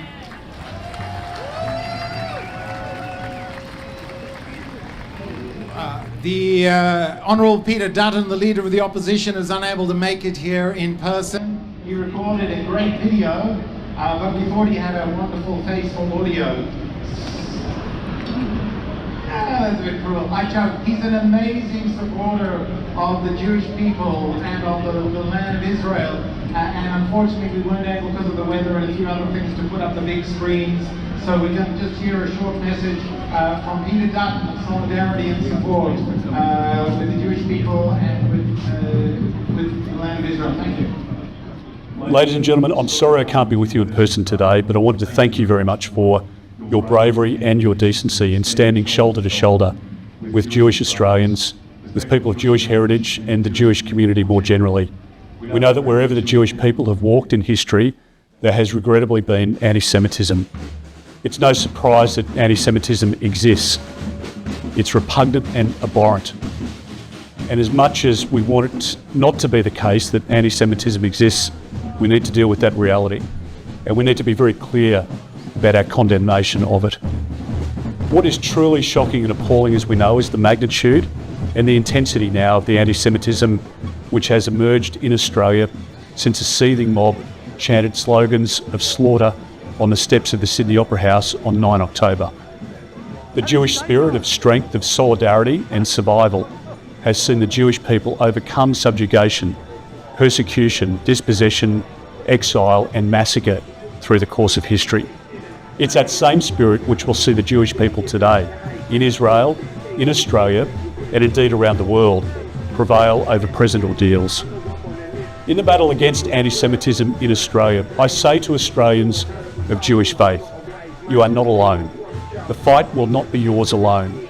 The coalition I lead will continue to call out and condemn anti-Semitism wherever and whenever we see it on our soil. We will continue to speak up with moral clarity and to act with moral courage to clear the fog of moral equivalence and moral ambiguity. We do this not only because anti-Semitism is a threat to one segment of our community. We do this because anti-Semitism is a threat to the Australian achievement, to our democratic way of life, and indeed to civilisation itself. After the horrors committed by the Nazis, humanity made a solemn commitment with a single refrain. The forces of civilisation said never again. Full stop. It's our solemn duty to ensure that refrain does not become a never again, which ends in a question mark. It's our solemn duty to ensure that refrain never becomes an again. Never again is now. Okay. Now, let me introduce to you a man who, for many of us, needs no introduction, the Deputy Leader of the Victorian Liberal Party, Shadow Minister for a whole bunch of things, the Honourable David Southwick. Thank you, David. Thank you very much, Mark. Before we begin, can we please thank Mark Leach and the Never Again Is Now team for putting on this amazing event here today. Never again is. Never again is. Never again is. I wanted to just begin today to acknowledge that there are many that have lost lives through the horror of war. And no matter who you are, no matter where you come from, we value human life. And I would like to join with me in observing a minute's silence for those lives that have been lost.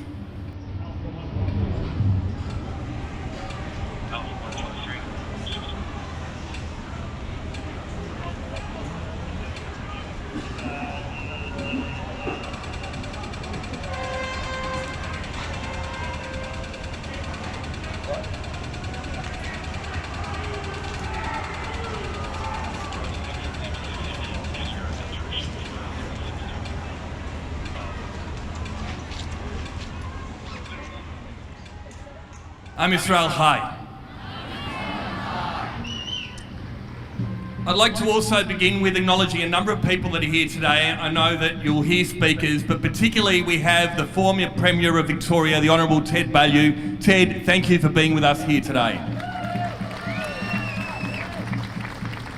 My state colleagues, Georgie Crozier and Renee Heath. We have James Paterson and Senator Sarah Henderson as well.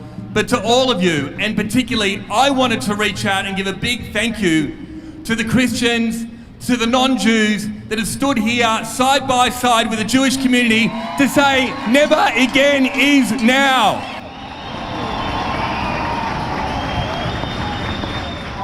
I contrast today's event of love, of inclusiveness, of valuing human life, and I compare that to the hate we've seen each and every week since October 7. And it's time to say enough is enough. Can I say this is the greatest country in the world? We live in the greatest state here in Victoria. And it is because we value everybody, no matter who you are and no matter where you come from. But unfortunately, since the events of October 7, we have seen the Jewish community targeted again and again and again, and it's time to say never again. It's simply unacceptable for those to come to the Jewish community and shut down a religious service on the Sabbath, targeting Jews for no reason at all, and then blaming them for burning down a burger shop. That is un-Australian.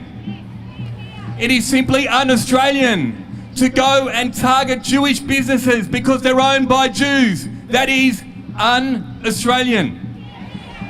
It is simply unacceptable to go to university campuses, lock yourself in buildings, harass and intimidate Jews, and that is un-Australian.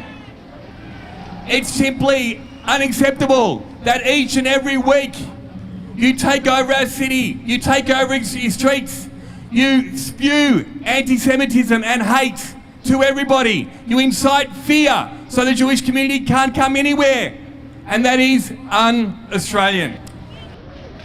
And I say enough is enough.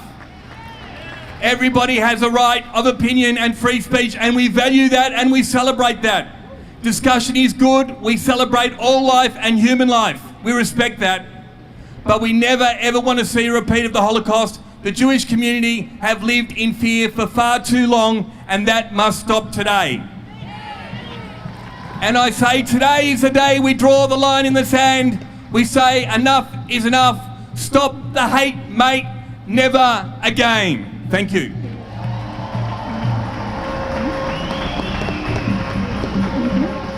Very much, David Southwick, for your leadership and steadfast.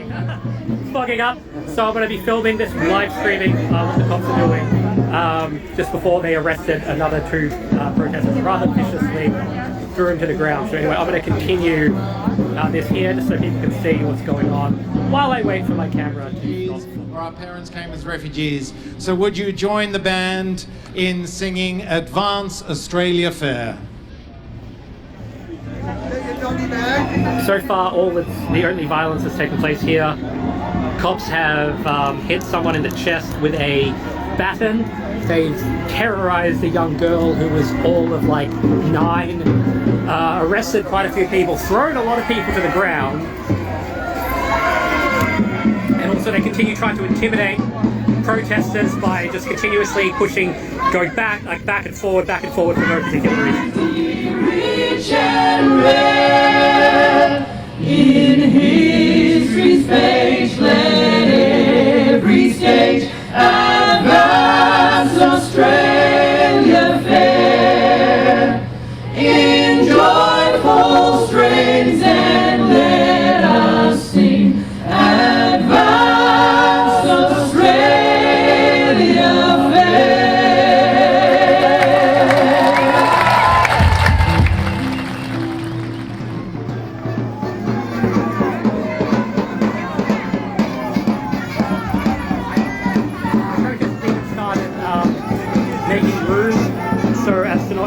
Allow the agitators who are going to the Zionist rally from getting what they want, so they've made space to get them through, but the cops still continue to be incredibly aggressive.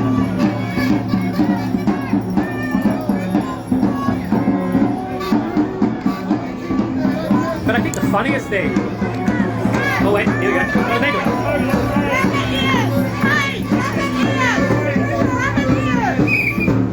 See, they keep going for no particular reason away from their lives.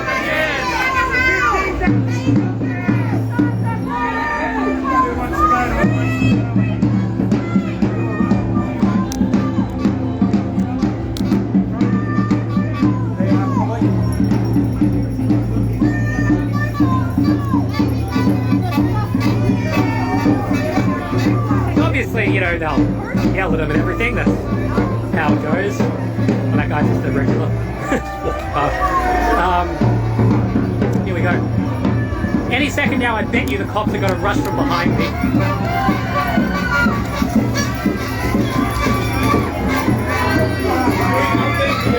Nothing.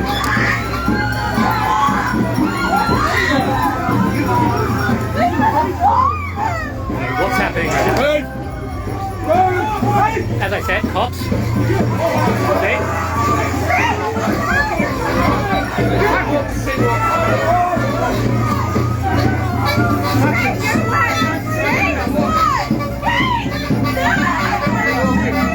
So this is basically what I mean by they're going to be giving a pass for these people just to come through the rally. So that's what's happening now. The cops are going to be escorting them to the rally. So that's what's happening now.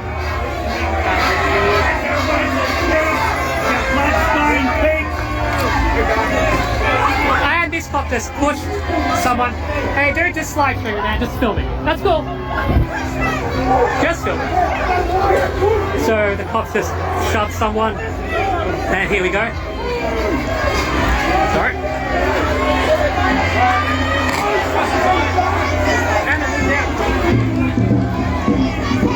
As you can see, this here is completely excessive response, supporting considering what the, you know, Jacinta Allen said about the protests, how she believes they're anti-Semitic. Of course the police are going to be supporting the Zionists and people who are against genocide.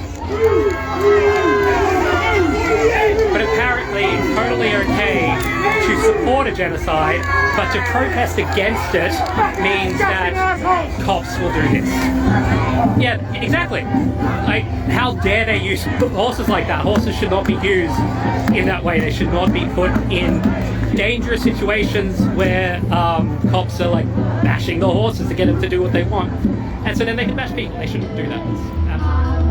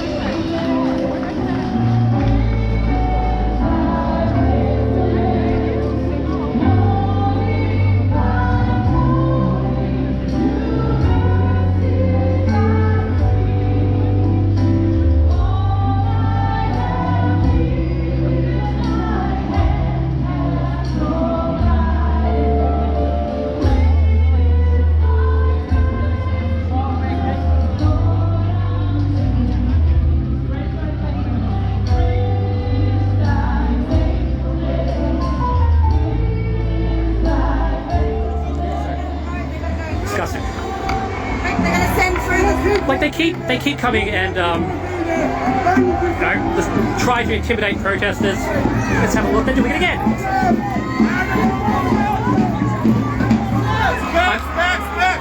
What's your backs? What's your backs? What's your backs? What's your backs?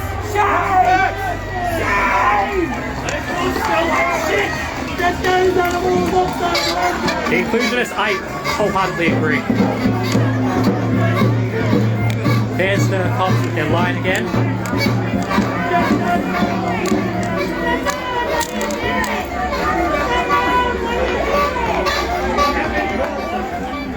Warren Mundine. Wow, look at the crowd. This is amazing. There is a God. He stopped the rain just at the right time. Today is a very special day to me. It is the 17th anniversary of my father's passing. I have a photo of him as a baby, the only photo we have around the First World War. And I look at that photo and I think about if he was born just before the 17th of October, the 7th of October I should say, 2023. If he was one of those children who suffered that day. I have other photos of him as a young man at 18. there would be no Roy Mundine at 18. There would be no Roy Mundine meeting Dolly Donovan and getting married and having 11 children. Those 11 children producing something like 36 grandchildren and great-grandchildren. They would not exist today. I look at the photos of those children. There's the Palestine Rally, the other one marching that way.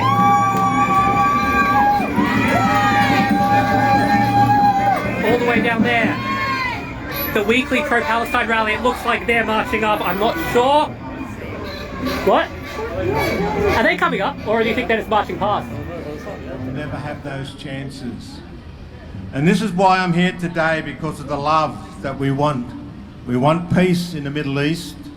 We want people to come together. We want people to live freely, like we do in Australia. We have seen all this trauma before, in the 1930s, when the world sat back and watched Nazi Germany slowly, bit by bit, destroy the human rights and citizenship rights, the freedoms and liberties of their fellow humans. The disabled, the Jews, the Roma, and many others were seen as unfit humans, not even human. They come one by one till finally they set up the death camps. The problem wasn't the Nazis. There's always going to be Nazis. The problem was the people who sat back and did nothing. Just like our people they're supporting, obviously. And yep, that's our rally. I love it.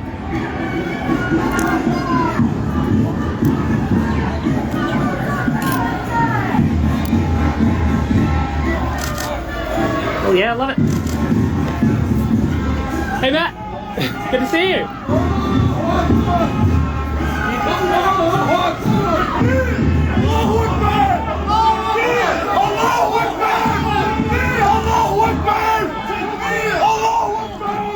Proud of you for having chosen Australia as your destination.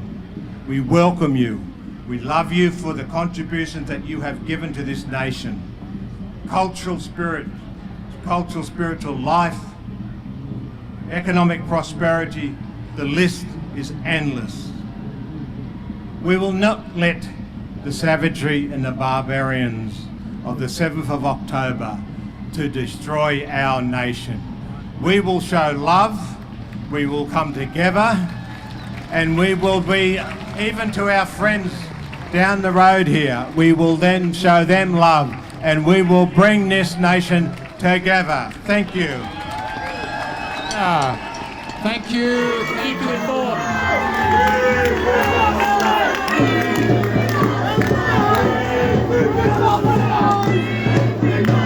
Okay, I'll see you guys later. Thank you for watching. How do I end it? I have no idea. Say that as a Christian pastor, that the Christian church has a terrible history of anti-Semitism, of hating the Jews, persecuting the Jews, and we are deeply ashamed of that. And I want to say to you, to the extent that it is in my power, we will make sure that that will not happen in Australia ever.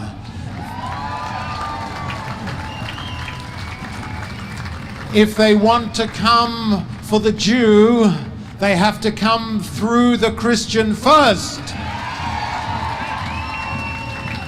We are with you. You are not alone. Let me introduce to you now a great friend of the Jewish community, an Australian politician who's been a senator for Victoria since 2016, Senator James Paterson.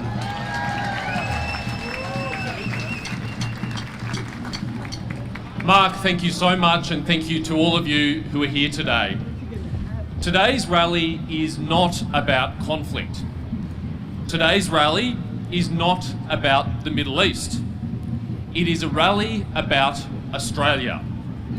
It's a rally about who we are as a nation. All racism is wrong. All racism is evil. But anti-Semitism is the oldest and deepest sickness of humanity. It rears its ugly head at least once every generation. For us, that time is now. Our Jewish brothers and sisters tell us that they have never felt less safe here in Australia. The levels of anti-Semitism is off the charts. We need a doctor down here apparently, we need a doctor. If somebody can help that person, that would be greatly appreciated.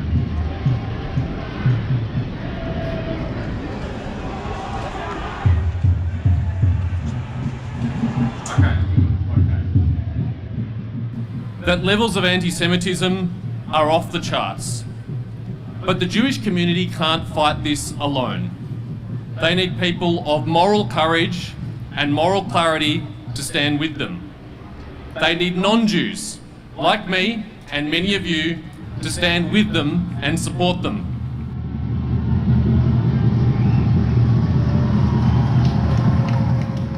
We must stand against anti-Semitism, not just because it is morally repugnant. We must stand against it because history shows us that rampant anti-Semitism is a leading indicator of an unhealthy society. Because while it might start with the Jews, it never ends with the Jews. I can't speak at this rally today without addressing the elephant in the room. Just over there are people counter-protesting this rally. Counter-protesting a rally against anti-Semitism. And the materials they used to promote their protest is frightening. Blood-stained writing. A jackboot stomping on the Star of David. For the last 6 months, they've had this city to themselves. But on the one weekend that the Jewish community and their friends show up, they are here to try and intimidate us. But this city belongs to all of us.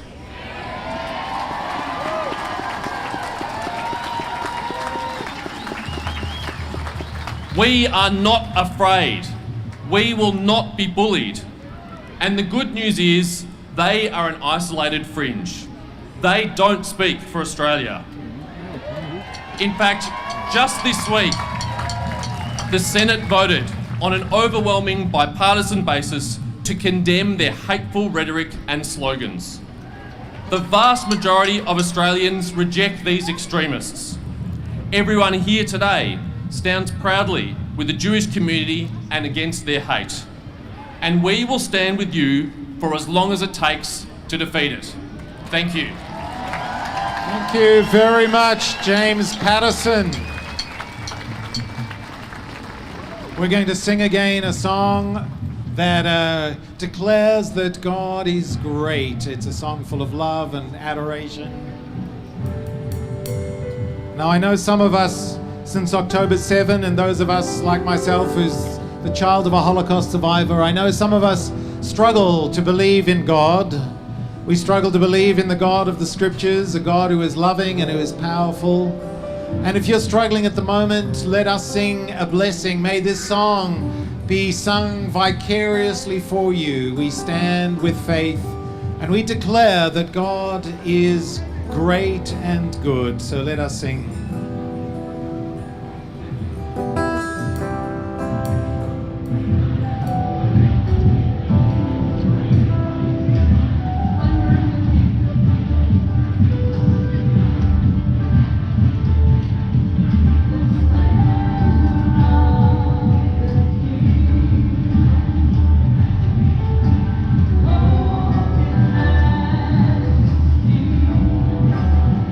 Oh,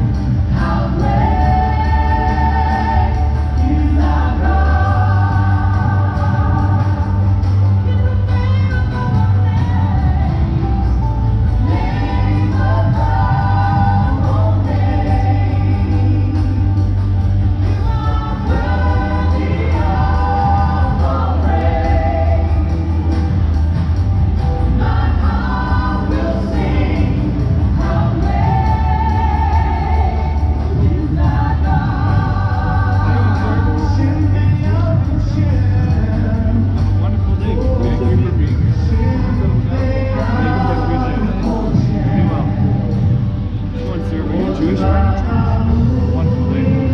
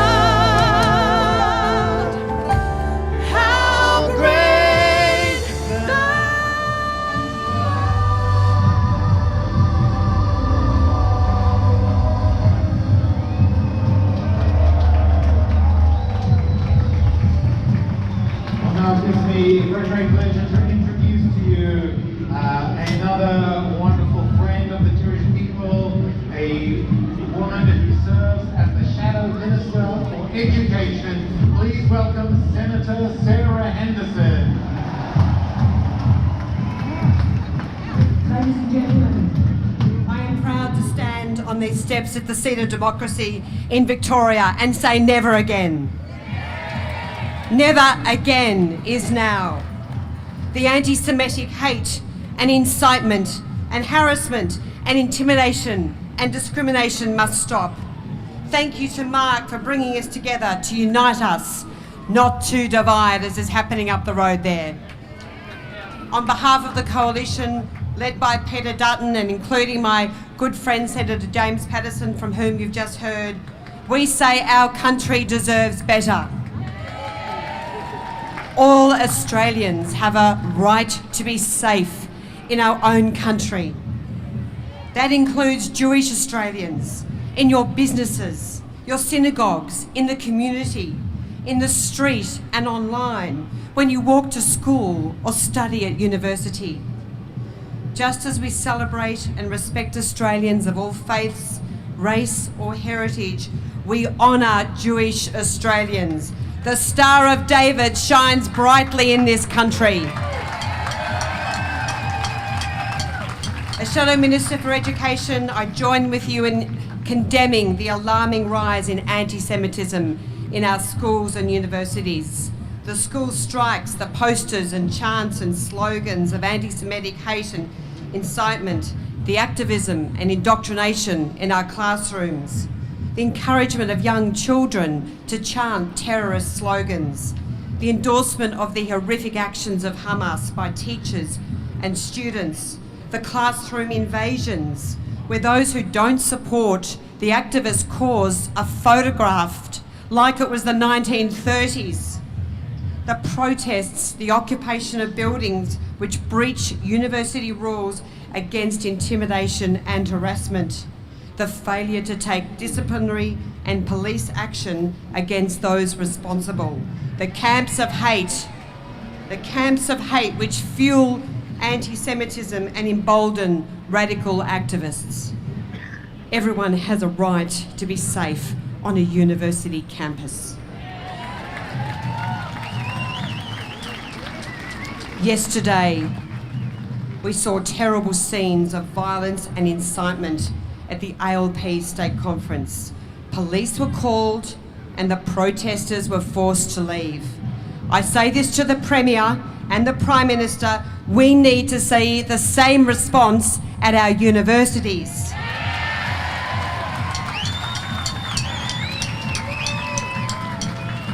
In the face of the unlawful occupation of buildings, trespass, violence, hate and incitement which has shut down classes and at Melbourne Uni created chaos along with some other universities, I say bring in the police, restore law and order so students and staff can learn and work in safety.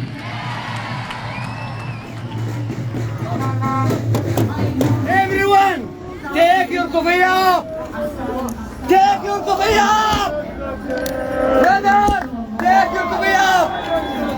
Free, free Palestine! Free, free Palestine! Free, free Palestine! Free, free Palestine! Free, free Palestine! From the river to the sea! Continue! From the river to the sea! From the river to the sea! From the river to the sea! From the river to the sea! From the river to the sea! From the river to the sea! From the river to the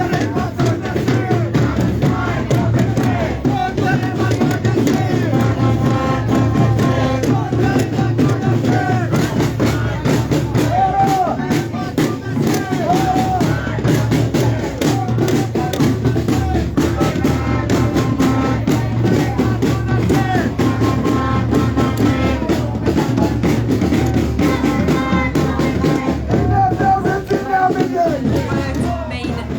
Without action.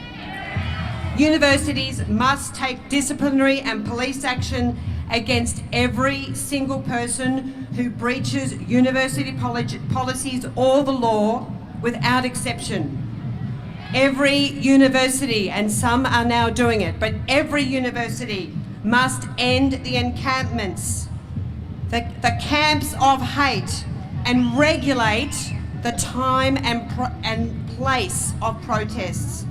Appeasing the mob only emboldens the anti-Semites. Stop the hate. Never again is now. Thank you.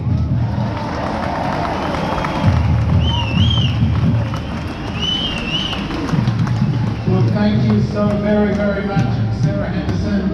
Isn't it wonderful to hear from political leaders with such moral clarity and such common sense? It's not rocket science, Jason Blair. All right, and now it gives me great pleasure to introduce to you the Honourable Dalidakis, who comes to bring us greetings and words of support from the Greek community. Thank you very much, Phil, for coming here to be with us.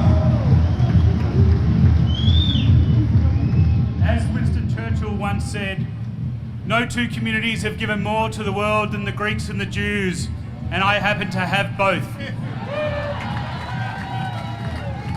Ladies and gentlemen, let me begin by acknowledging the traditional custodians on the land of which we meet and pay my respects to their elders past, present and emerging. Can I also, on this day, pay my respects and acknowledge the work of Pastor Mark. Guys, if you can whistle, whistle. If you can scream, scream. If you have anything to make noise, I need you to make so much noise. To those bastard Zionists, genocidal motherfuckers.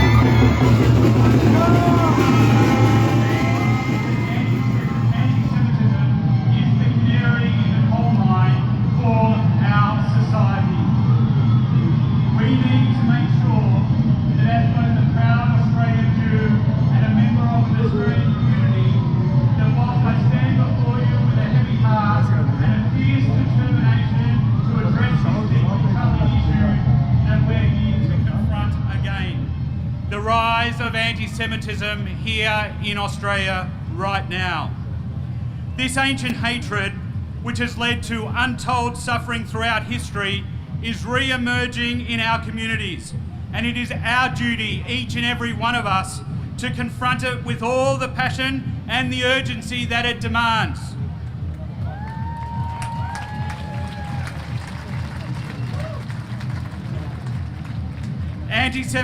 Anti-Semitism is not a relic of the past. It is a persistent and insidious force that manifests itself in various forms. And it is a cancer on our society, and it is the words of David Bayel poignantly observes in his book, Jews Don't Count. And he says, quote, "Jews are seen as both powerful and invisible. This is a contradiction that has historically been at the heart of anti-Semitism. It allows hatred to flourish because it provides a justification. If Jews are powerful, they're fair game. If they're invisible, then the attacks on them should go unnoticed." But this dual perception is not just an academic observation, it is a lived reality for the Jewish people here today, fostering an environment when we are all feeling like we are targeted and marginalised. In Australia, this has become alarmingly evident. Recent statistics show and reveal a sharp increase in anti-Semitic incidents, including vandalism, hate speech, and even physical assaults. These acts of hatred are not mere numbers. They are attacks on our friends, our family, our neighbours, and our fellow Australians. They threaten the safety and well-being of Jewish Australians, and they tear at the very fabric of our society, a society that prides itself on equality, tolerance, and respect. One of the most pernicious ways anti-Semitism is being cloaked in our time is through the weaponization of the term Zionism. Zionism at its heart is simply the affirmation that the Jewish people's right to self-determination and the existence of the State of Israel.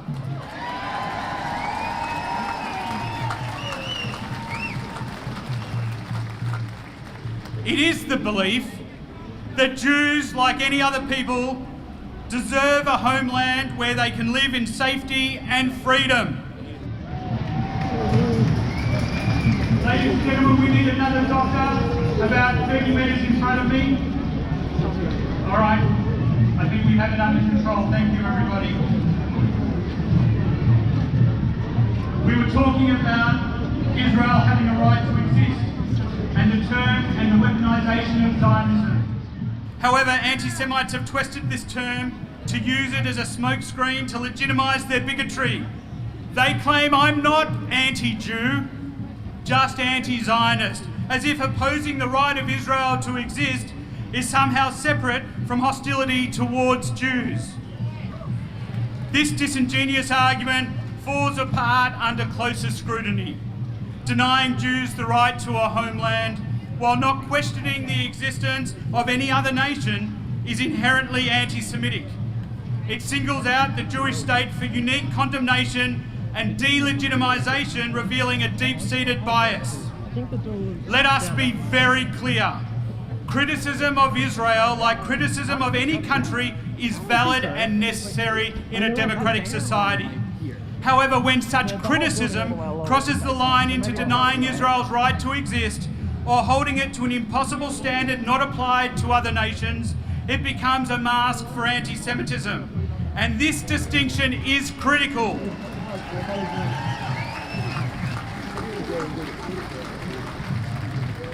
Genuine debate about policies and actions is not what we contest.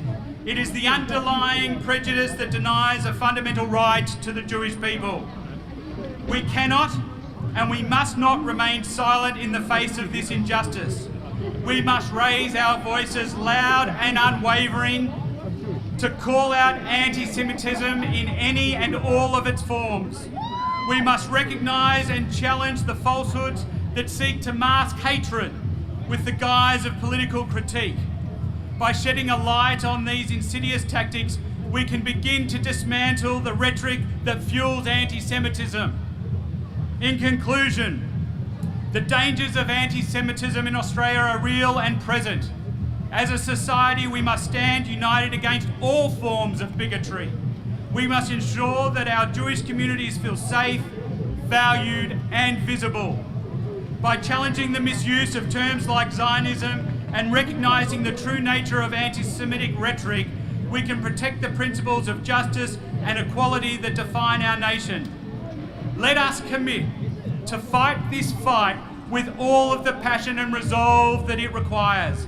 Let us ensure that future generations will look back and they will know where each and every one of you and us have stood on the right side of history, and to say to our Jewish brothers and sisters that we upheld the values of humanity and justice, not at the exclusion of one, but the inclusion of all.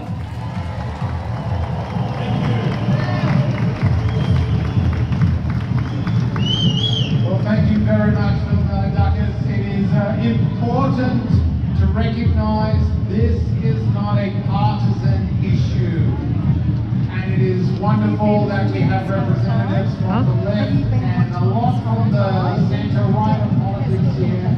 This is an issue for all Australians to confront and combat. So thank you, Phil. Now, it gives me very great pleasure to introduce an old friend of mine, the Reverend Pastor Dr. His Highness Dale Stephenson. Dale is the senior pastor at the largest Baptist church in Australia. And I asked Dale to come and speak to us because you need to know that there are many, the vast majority of Christians in this country stand with the Jewish people and stand with the right of Israel to exist. And so Dale, thank you very much. Thank you for giving up your Sunday afternoon to come and speak to us. So much, Mark.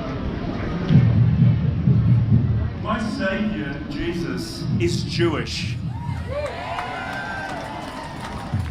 My sacred texts that I read were largely written by Jewish people. I live in a society that celebrates its Judeo-Christian heritage, and I'm so grateful to God for it.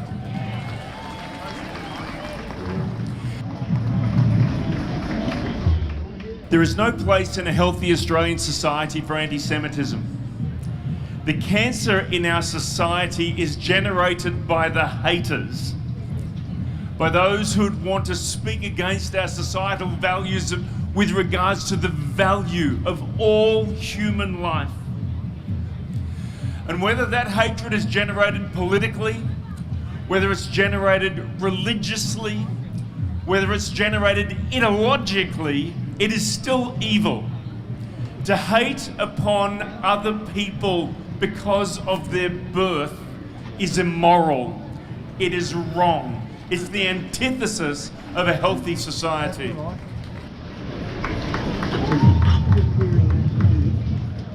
I want to say to the Jewish community, we stand with you. You are our friends, you are our neighbours, you are our working colleagues. I say to the Jewish community, you have been leaders of industry, of academics, of science, of medicine, and of the arts, and we celebrate you, and we stand with you on this day.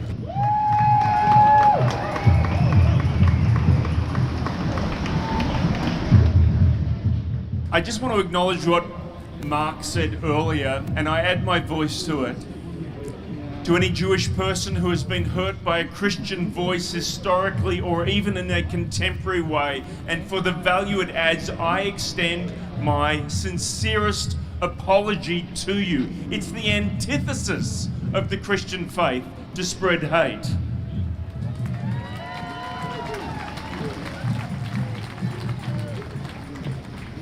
My Saviour Jesus was once asked, what's the most important thing? And he said it is to love the Lord your God with all your heart, soul, mind and strength. And then he said this, the second is like it, you shall love your neighbour as yourself.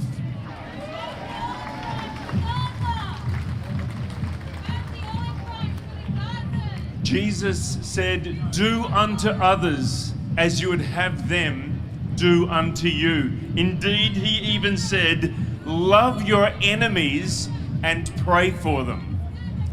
I therefore want to, if my voice is extending to counter rallies or to those who carry hatred in their heart, I say to you, I pray for you.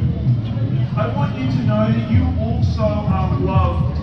And for what it's worth, from my own perspective as a Christian, I forgive you for your hatred and for your ignorance. Can you even imagine a society where it was you who was being called out? Can you imagine a society where mobs were chanting for your death? Can you imagine a society where your children felt threatened going to school in their school uniform, or where your neighbours were concerned in simply going to work? So I say to the Jewish community, we see you, we know you, we love you, and we stand with you.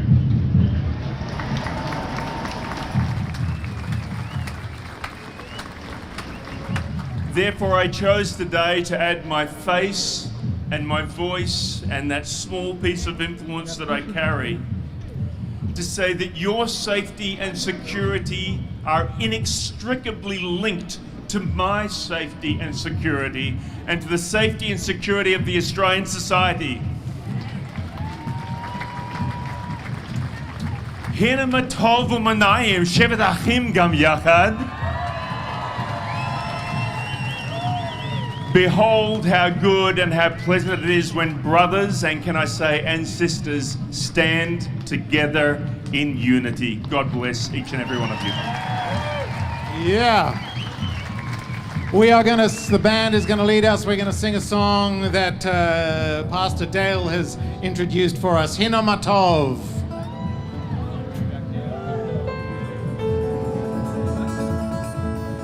Hine matov u'manayim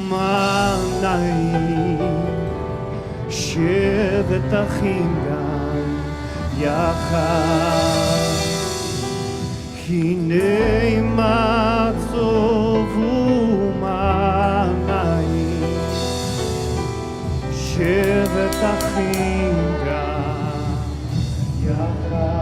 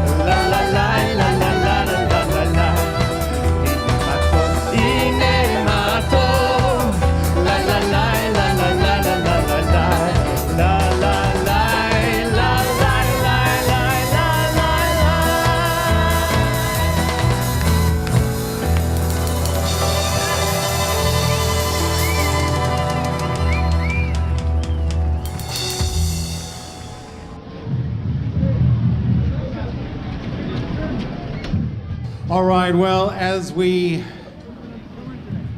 change musicians over, I just want to say what a wonderful event this is. And it's incredible. You don't get to see it, and you will when we put the video together and repost it. But there is so much love in this space. Thank you all. It gives me great pleasure to welcome to our humble stage Debra Conway and her husband Willie. She needs no introduction, particularly for those of us who were listening to music in the 80s and who followed her career. And before she starts, I want to say this. Debra, we stand with you as an artist who is performing your art and getting abused and vilified because of your religion and your ethnicity. And as Christians, we want to say we are with you in the performance and pursuit of your art. Now listen, that's all good, yeah. What I hear her whispering in my ear is, show me the money. So translate that into action. Let me tell you, I've just read her book, her memoirs, her autobiography. It is a fantastic read. And let me encourage you to go to all good bookstores, go to Amazon, go on Audible. I listened to it on double speed, and her music that's embedded in the ebook there sounded particularly good at double speed. But go and buy it, support her. One of the things we are working on in the Christian community is to say that when Jewish businesses and artists are boycotted by people who are full of hate, we will bring our purchasing power to support you, because in this country we do not discriminate and target businesses because of the ethnicity or religious identity of the owners or the artists. That belongs in Germany in 1930, and we know how that story ended, and we're not having it here. Debra Conway, over to you. Shalom, everybody. From the north of the city to the south of the city to the east to the west, shalom, shalom. I have a few words to say, and then we're going to play a couple of songs. I'm really glad the rain has stopped. Thank you, Hashem. The definition of a Zionist is someone who supports the existence of a Jewish nation and the right of Jews to be sovereign within it. The vast majority of Australia's Jewish community supports the right of Israel to exist.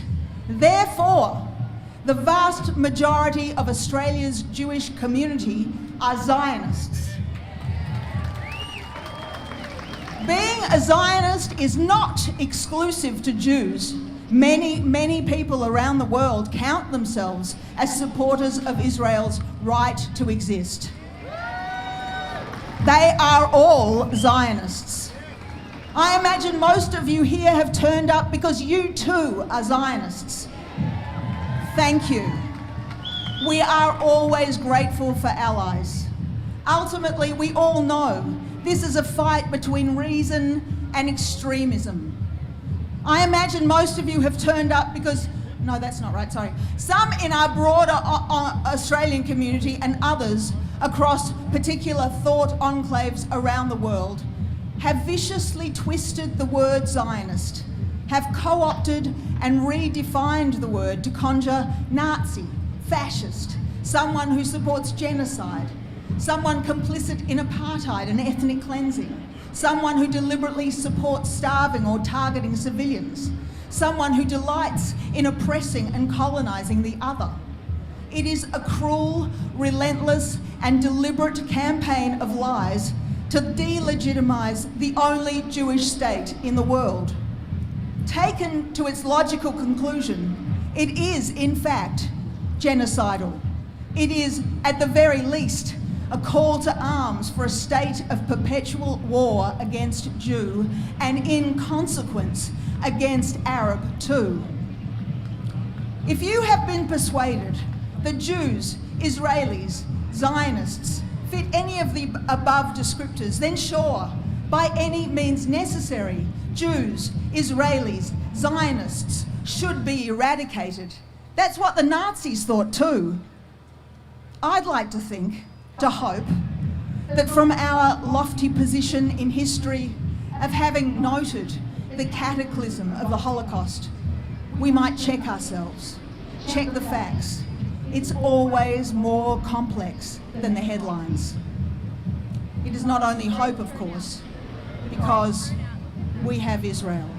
Am Israel Chai.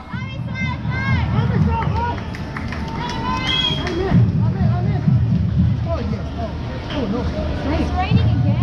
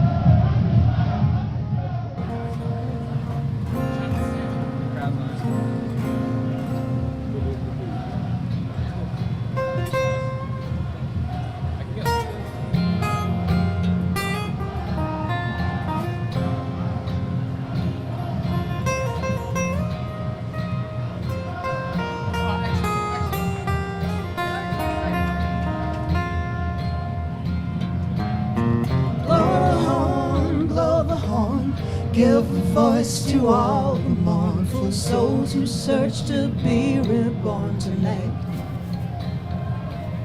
Forgiveness like the sharpest knife, oh God, inscribe me in the book of life.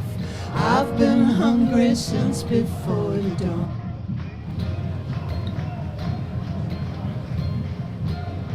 Everybody's empty, but it's not for food.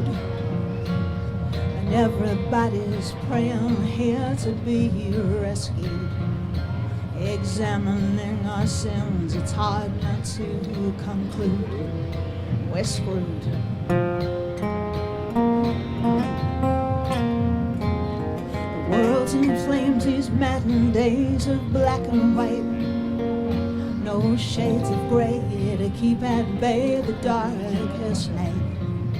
There's never been a song that could save a life.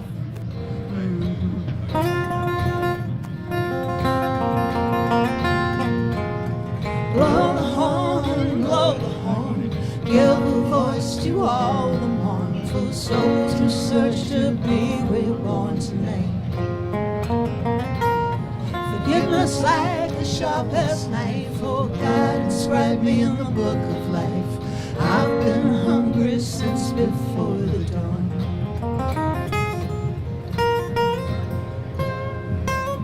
Tired and full of uncried tears I still can't shed. Stored up with the unsaid things we never said. Well, you wanted forgiveness, but I wasn't ready yet. Now you're dead. All the souls who lost themselves, I sing before you. Apart from that, there's nothing more that I can do. Though I know it's useless, kinda helps me through.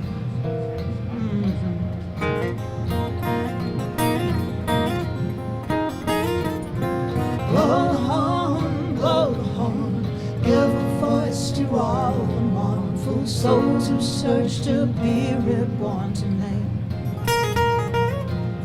Forgiveness like the sharpest knife, oh God, inscribe me in the book of life. I've been hungry since before the dawn.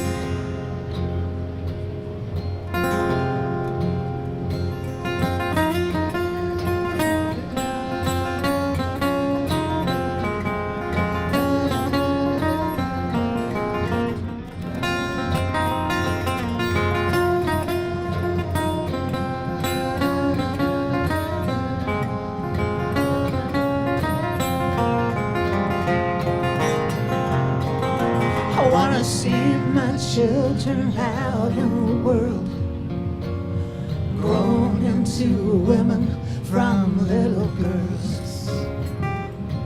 Why wouldn't you want that too? Ah, the older you get, the more friends you lose. Next year I won't disappear in fire or flood. And next year I'll still be here to do some good. Well, I won't be taking my pills or thrills or wine. I should be doing fine. Blow the horn, blow the horn. Give a voice to all the mournful souls who search to be reborn tonight.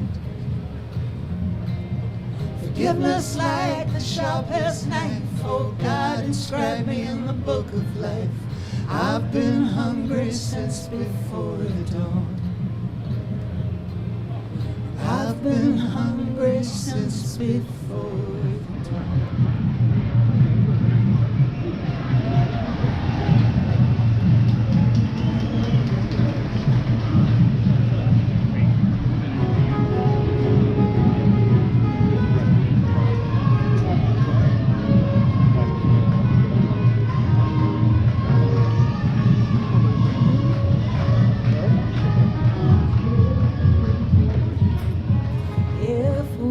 Sacrifice, if we're patient, if we light the lights, if we work hard, if we fit in, even if we lie down on protest, and we walk the wire, and if we fall, we'll fall towards below.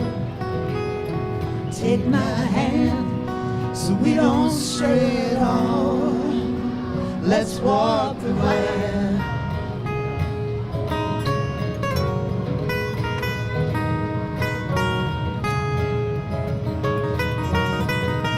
If you steal our home, if you burn us down, if you slander our name, if you claim the higher ground, if there's no war we can win, and nor can afford to lose, even if we plead your refuge, we walk the wire.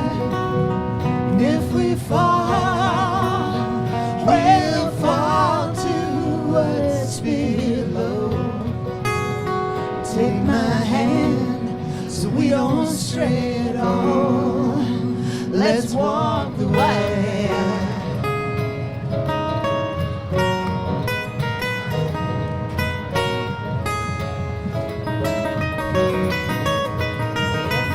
If we fight, if we're terrible, if they kill, if they're murderers, if it never stops, if all your hate persists, we'll do what we've always done, and we walk the wire.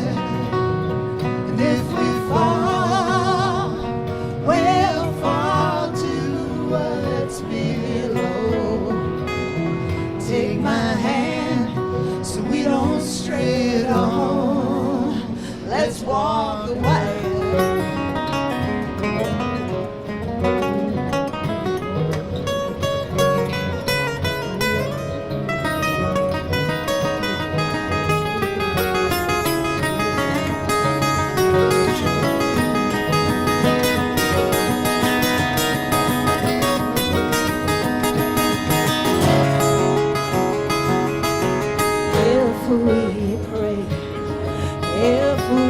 Sacrifice, if we're patient, if we light the lights, if we work hard, if we fit in, even if we lie down on protest, and we walk the wire. If we fall, we'll fall towards below. Take my hand we don't stray at all. So we don't stray at all. Let's walk the way.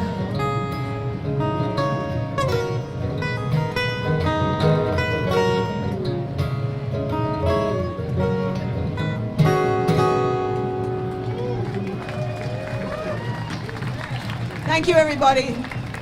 Really wonderful that you all came out today. It's such a beautiful step in the right direction. Thank you.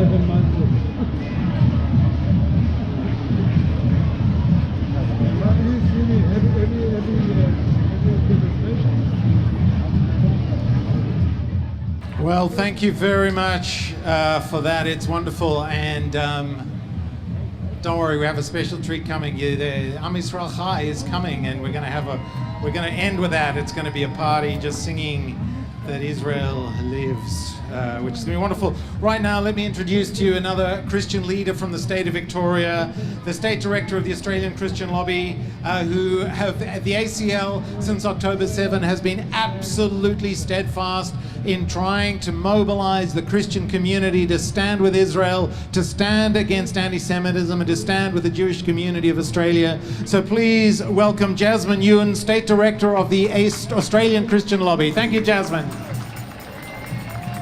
Thank you, Mark. Thank you for starting this movement. Isn't it great to be here today? To our Jewish friends here today who braved the rain and those across Victoria, it's a privilege to be here today to stand together with you and support you.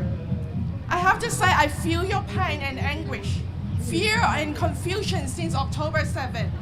And I know it is unthinkable to see the hatred towards the Jewish people spill over into our nation since October 7. Victoria is held to be the most multicultural and inclusive state of our nation. Yet, we see the worst and the ugliest anti-Semitism in our nation and in our state. You just can look over there and yesterday. Anti-Semitism is racism. If we can't tolerate racism, then we should not tolerate anti-Semitism. Because no one race, no one religion, nor the Jews, nor anyone should be the target of hate in our nation. Christians follow the Jewish Rabbi Jesus, and this is what he said: a house divided against itself will not stand. Anti-Semitism is dividing our country and tearing us apart. It is of great urgency that for us as Australians, regardless of religion, regardless of race and background, to push back against anti-Semitism and hatred. Together today, we want to call on our Prime Minister and our Premier Jacinta Ardern to do more to end this hate mania. And we want them to do more to restore peace, unity, and harmony in our society. And to our Jewish friend, I want to tell you this.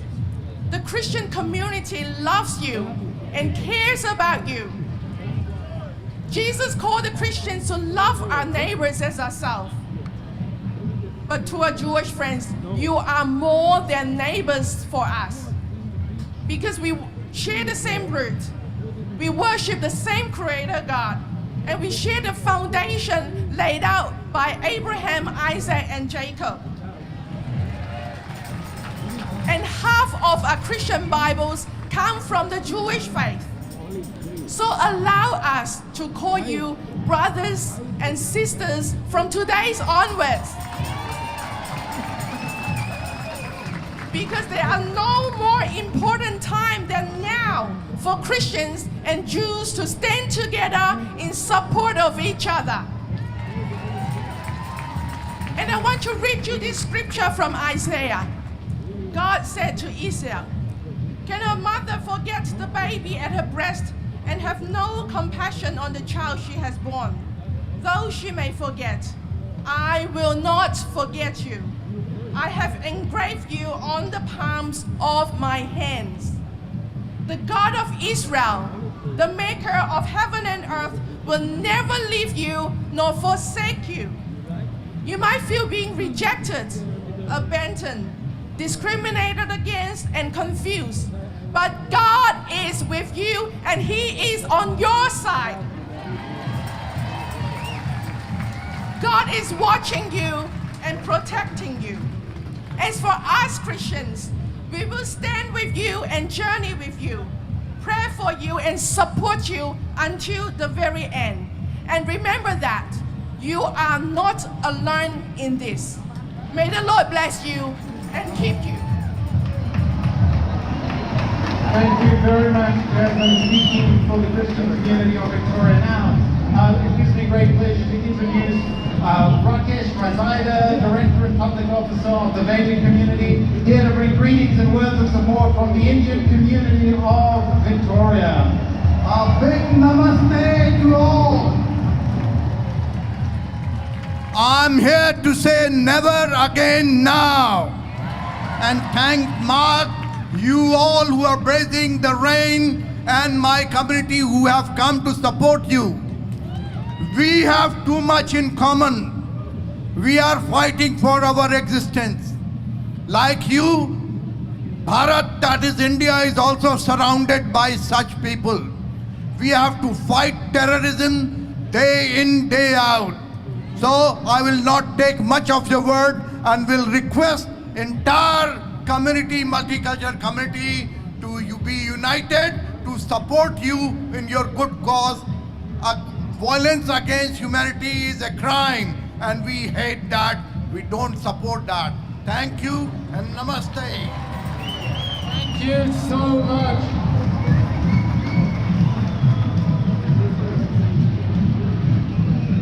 Get the message, you know, we're in this. Now it gives me great pleasure, thank you very much, Rakesh, to introduce you to roll up onto the truck Alice Young, who is an Indigenous dancer, a descendant of William Cooper, and part of the Yorta Yorta people, who is going to come and share with you a few words and then a dance to express her unity with the people of Israel. Thank you, Mark. It's wonderful to be here standing in unity with you all, with all my brothers and sisters. So it's been wonderful the day so far. Firstly, I'd like to acknowledge we are gathering today on the lands of the Wairarong Wurundjeri people, and I pay my respect to their elders, past and present. I have been humbled as I've reflected on what I'm sharing today, because I've been reminded of the age in which we are living in right now. I'm honoured to share a few words and a dance to the song Nara Bira Fira, which in English is Turn Back Pharaoh's Army. I stand here following the legacy of my ancestor, especially my great-great-grandmother's brother, Uncle William Cooper.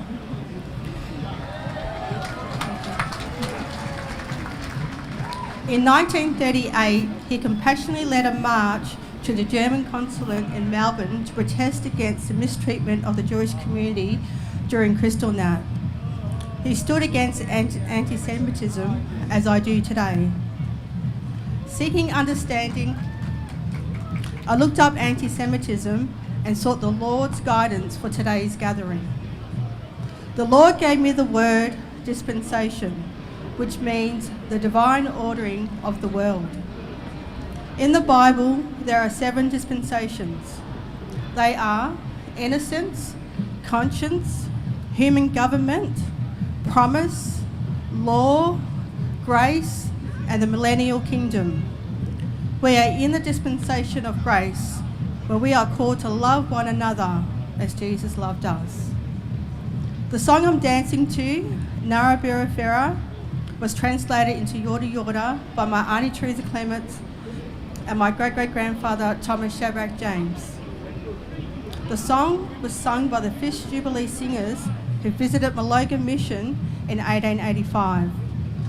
The song, inspired by Exodus 15, symbolises freedom from oppression. Miriam celebrated Israel's liberation from Egypt with a dance, and I dance today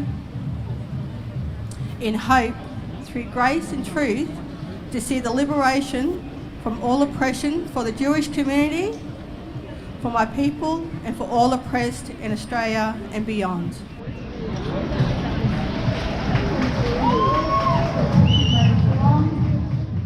May the God of Shalom be with you all. Thank you.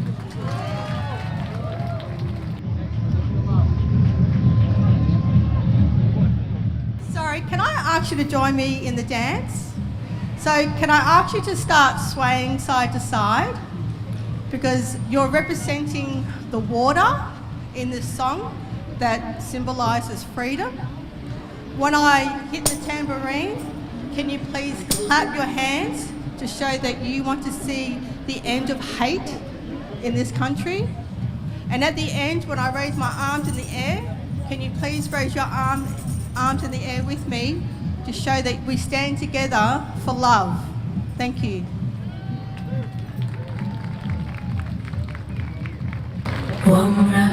Moses yen yen wala wala yepuni forge narabura fera yumanaya narabura fera yumanaya narabura fera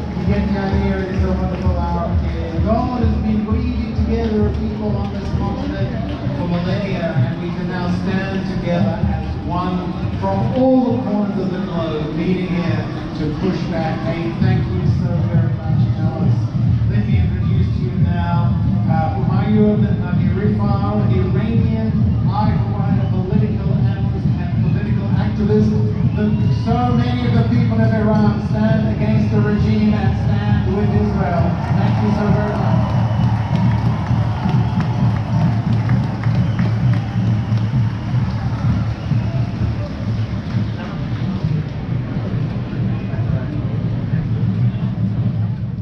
Shalom everyone.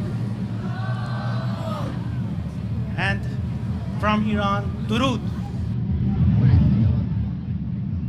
We are glad to be here as Iranian Australians to convey a message of solidarity and empathy with the people of Israel and Jewish community.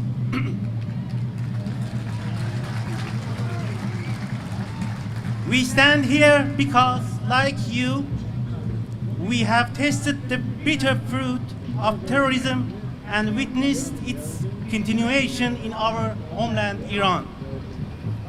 In 1979, during the Islamic Revolution in Iran, the sniper sent by Yasser Arafat tore through the heart of my uncle, an officer in the monarch army, and many other peoples in the streets on capital city in Tehran. For 46 years, we Iranians have been prisoners of a regime that is the leader of all terrorists worldwide, witnessing its bloody footprint in various atrocities and massacres around the globe. The tragedy of October 7 was a turning point in history to reveal the nature and origin of terrorism, a threat to human civilization and global peace to many around the world. We are here to say that the people of Iran and Israel share a common pain, understanding each other's pain more than any other nationality. It's worth mentioning the warm hospitality of the Israel government and people towards the Shah in exile, Crown Prince Reza Pahlavi, who was your guest a year ago on your country.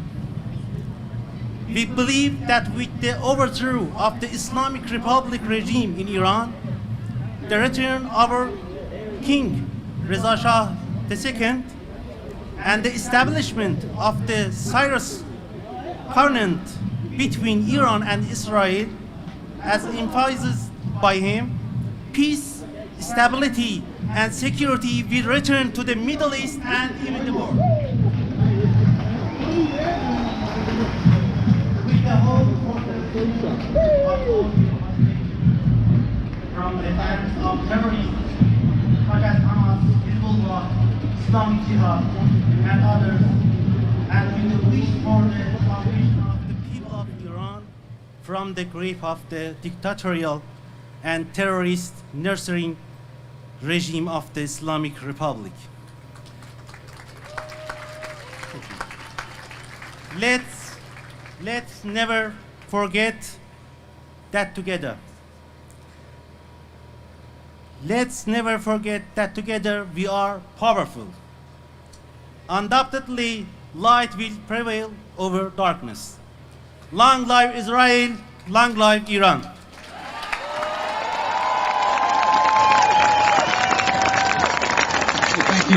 Thank you so very much.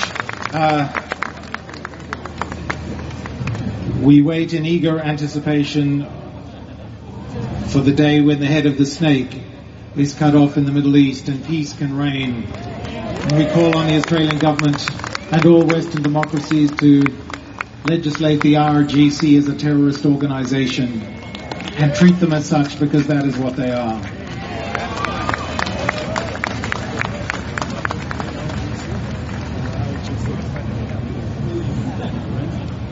I was just looking at my run sheet going, I have no idea where we're up to, but I know where we're up to. We're up to one of my favorite people, one of my newest friends, and a great community leader, the president of the Rabbinic Council of Victoria, Moshe Khan. Thank you, Moshe.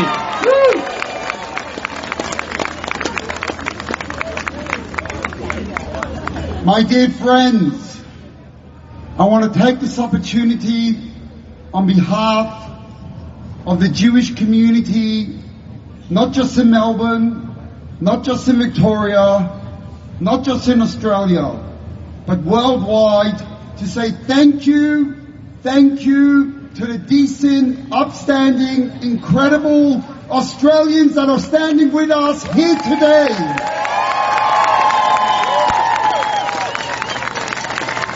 I want to thank my very, very dear friend, Reverend Mark. You are a dear, incredible human being.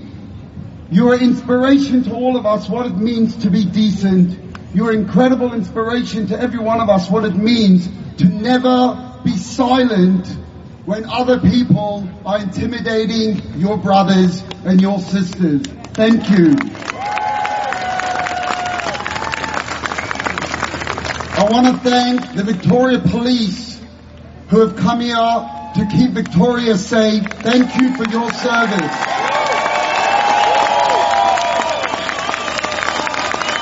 I want to thank every politician that has chosen to make it a priority to be here today, to show your solidarity, to show your voice, to saying never again is now. Thank you. But above all, I want to say thank you to every single one of you that are standing here. Melbourne is renowned for its weather, and today Melbourne, you have shown us your true weather. You have shown us that even though sometimes it rains, we choose to dance no matter what.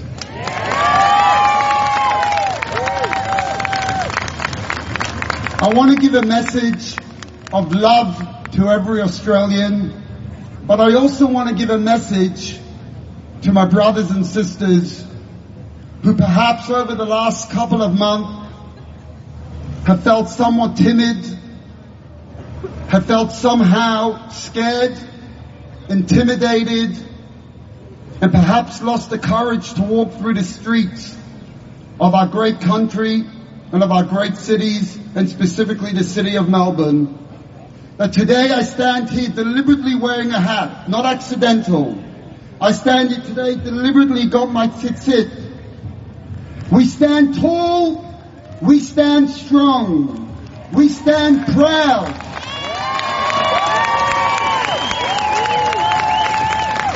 I beg of you, I ask every single one of you, wear your Jewish symbols with pride. Walk down the street with your Magen David. Walk down the streets with your kippah. Don't ever be shy or timid or scared of your incredible, rich and beautiful history. Know that you are born into an incredible family. Am Yisrael Chai.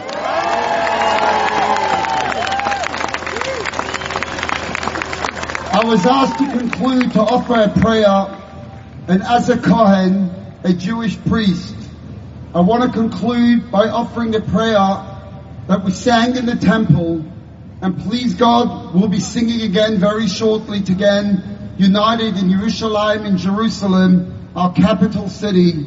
If you know this, please join in with me. Close your eyes, and I dedicate this prayer to our brothers and sisters all around the world, but specifically to our brothers and sisters who are being held in captivity.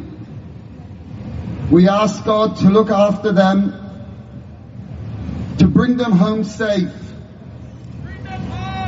We ask God to look after our holy soldiers, defending our country, defending Israel, to look after them, protect them. And I close my eyes and offer this prayer in Hebrew, and I'll translate it in English. Yevarechecha Adonai v'yishmerecha. Ya'eh Adonai panav elecha v'choneka. Yisa Adonai panav elecha v'yasem lecha shalom. We ask God to bless us, to show His countenance, but above all, to bring His peace, true peace, everlasting peace, on the whole entire globe, and let us say, Amen. Thank you so much. Am Yisrael Chai. It would be so wrong of me not to stand up here and not invite you all next Sunday to an event, Unite for Israel, Find it on social media. We look forward to welcoming you all. Thank you.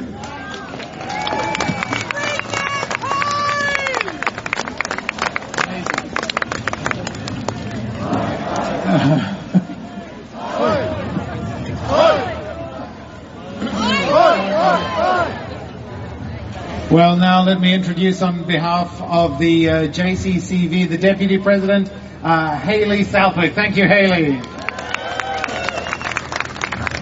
Hi everyone, and can I just say to you what an incredibly beautiful sight I am seeing right now. We stand here today to say no to hate speech. I'm standing here today to say no to racism. And I'm standing here today to say no to division.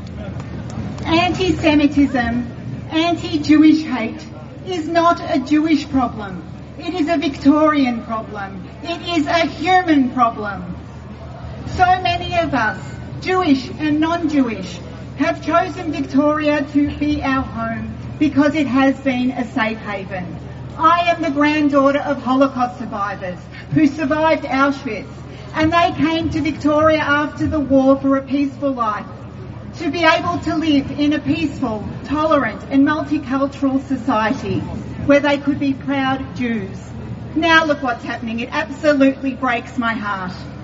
This has always been a community that finds a place for us all, no matter the language we speak, no matter the food we eat, no matter the place we worship.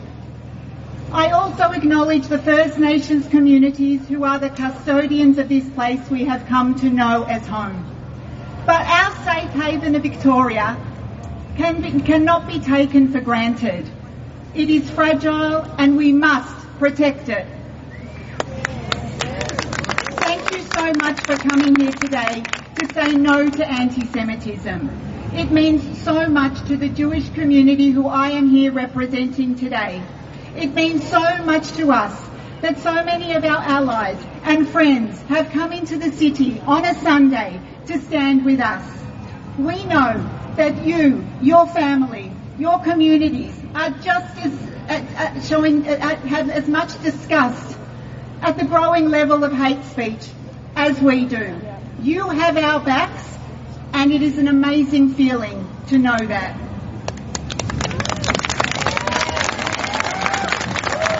But I want you to know something. I hope that you and your communities never experience what the Jewish community is experiencing today. But if you ever do, I want you to know that the Jewish community has your backs.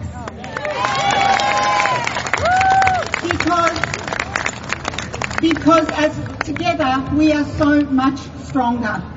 To the organisers of today's rally, to Mark Leach and your team, and your Never Again Is Now team, thank you so much for putting today together, and thank you to all the incredible speakers who had the courage to come up and stand up for good. But most of all, thank you to all of you. Thank you so much for being here, and thank you for giving me the opportunity. Thank you very much, Hayley Southwick. Now we've got some musical items coming, but before, the police have asked me to let you know, as you leave, we've done singing in a little moment. If you just leave through to my left and then down Collins Street, down the south end of the city, we want to keep everybody away from the northern end of the city for our community safety. Now, we're going to sing a couple of songs, and before we do that, let me add my thanks. I want to thank everybody on the Never Again Is Now team. We have so many volunteers who've worked so tirelessly. Our team is made up both of Christians and of people from the Jewish community here who've served us so very, very well. So thank you all, you wonderful volunteers. Thanks for pulling this together. Thank you for everybody who's made this possible. Simon Joseph for the donation of all these umbrellas, which we've only needed for like 50% of the time, which is great. Thank you for all the speakers for coming out. There are many significant people, politicians and so on in the crowd. And if you're here and you deserve recognition and I haven't recognized you, I'm sorry, I can't make out who's who from up here. But thank you all. Now, we're going to sing And I want to thank our band. The musicians have been amazing. Thank you, band. We're going to sing Am Yisrael Chai. It is a modern day miracle that the state of Israel exists after 2,000 years being dispersed in the diaspora across the world. We came back to the land of our ancestors, the land of Abraham, Isaac and Jacob, the promised land that God has covenanted to his people. And now we sing together, Am Yisrael Chai.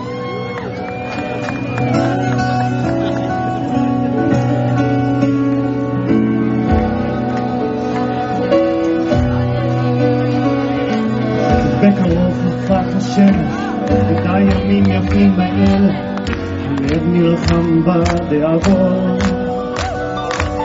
מחכה להם למטה, כולם זקסו הביתה, מחכים להם בדרות. כי ים הנצח לעולם לא מפחד, אפילו שקשה לראות. כולם ביחד, אף אחד בו לא בודד, שישרפו המלחמות. Come on, you sing it, עם ישראל. עם ישראל חי. לא נשכח תמיד להיות מאוחדים. עם ישראל חי.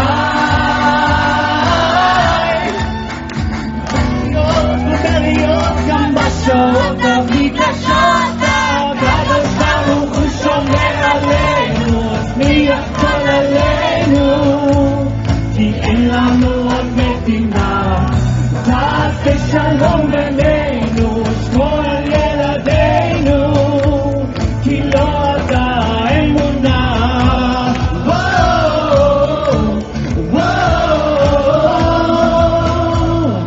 עם ישראל, עם ישראל,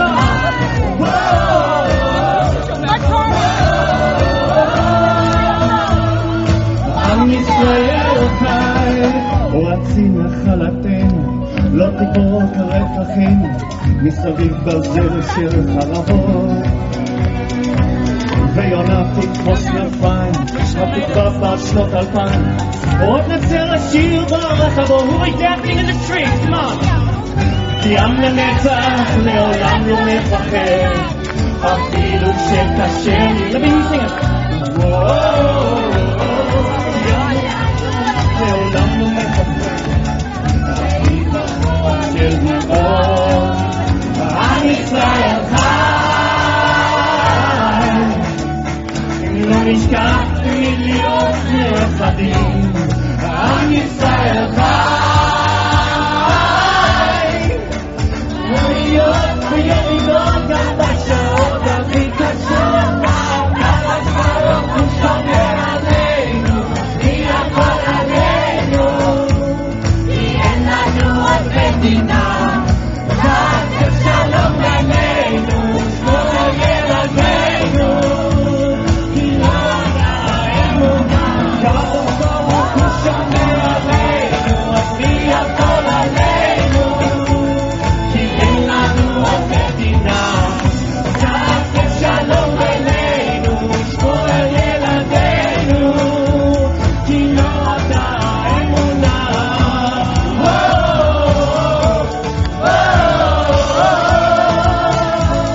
עם ישראל, עם ישראל חי.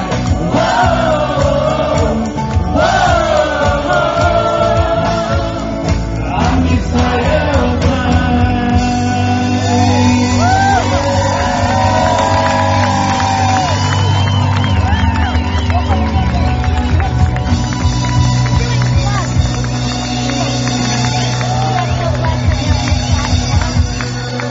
We are one of the most pernicious, destructive lies that has fueled the hatred of the Jewish people is that you can separate a love for Israel from the Jewish identity.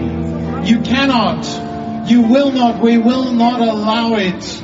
Israel has a right to exist as the homeland of the Jewish people in their ancestral land. We are Zionists and we are proud. And I want to say to you, the vast majority of Australians agree with that. You are not alone. We will not let this lie continue. And so we have the cantor, Dov, who is going to lead us as we sing Hatikva together. Kolod baleva tenima nefesh Yehudi omiyah ulefate Mizrach kadima ayim lezion Sophia, Olam Tikvateinu, Adima B'Shnot Arba'im, Lihyot Na'choshi Be'arteinu, Eretz Zion, Yerushalayim, Lihyot Na'choshi Be'arteinu, Eretz Zion,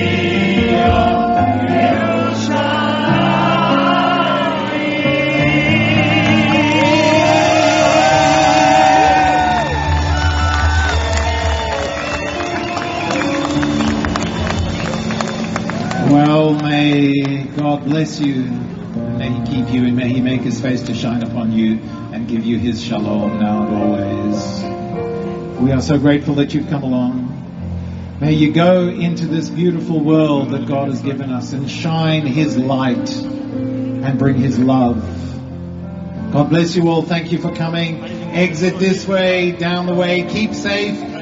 The police have also asked, as you walk through the city, if you would wrap up your flags and just work hard to maintain the peace and return your umbrellas or liberate them as a kinsman redeemer for the low, low price of $15. Thank you all so much. A massive thank you to Mark. Let's hear it for Mark. And Wayne, where's Wayne? Wayne, massive thank you, Wayne. And to the hundreds of volunteers, Mark, people do not know, but he's put his mortgage on his house to make events like this happen. Mark, God bless you. Thank you, thank you, and thank you. And thank you to an incredible band. Thank you all. God bless. Have a safe trip home.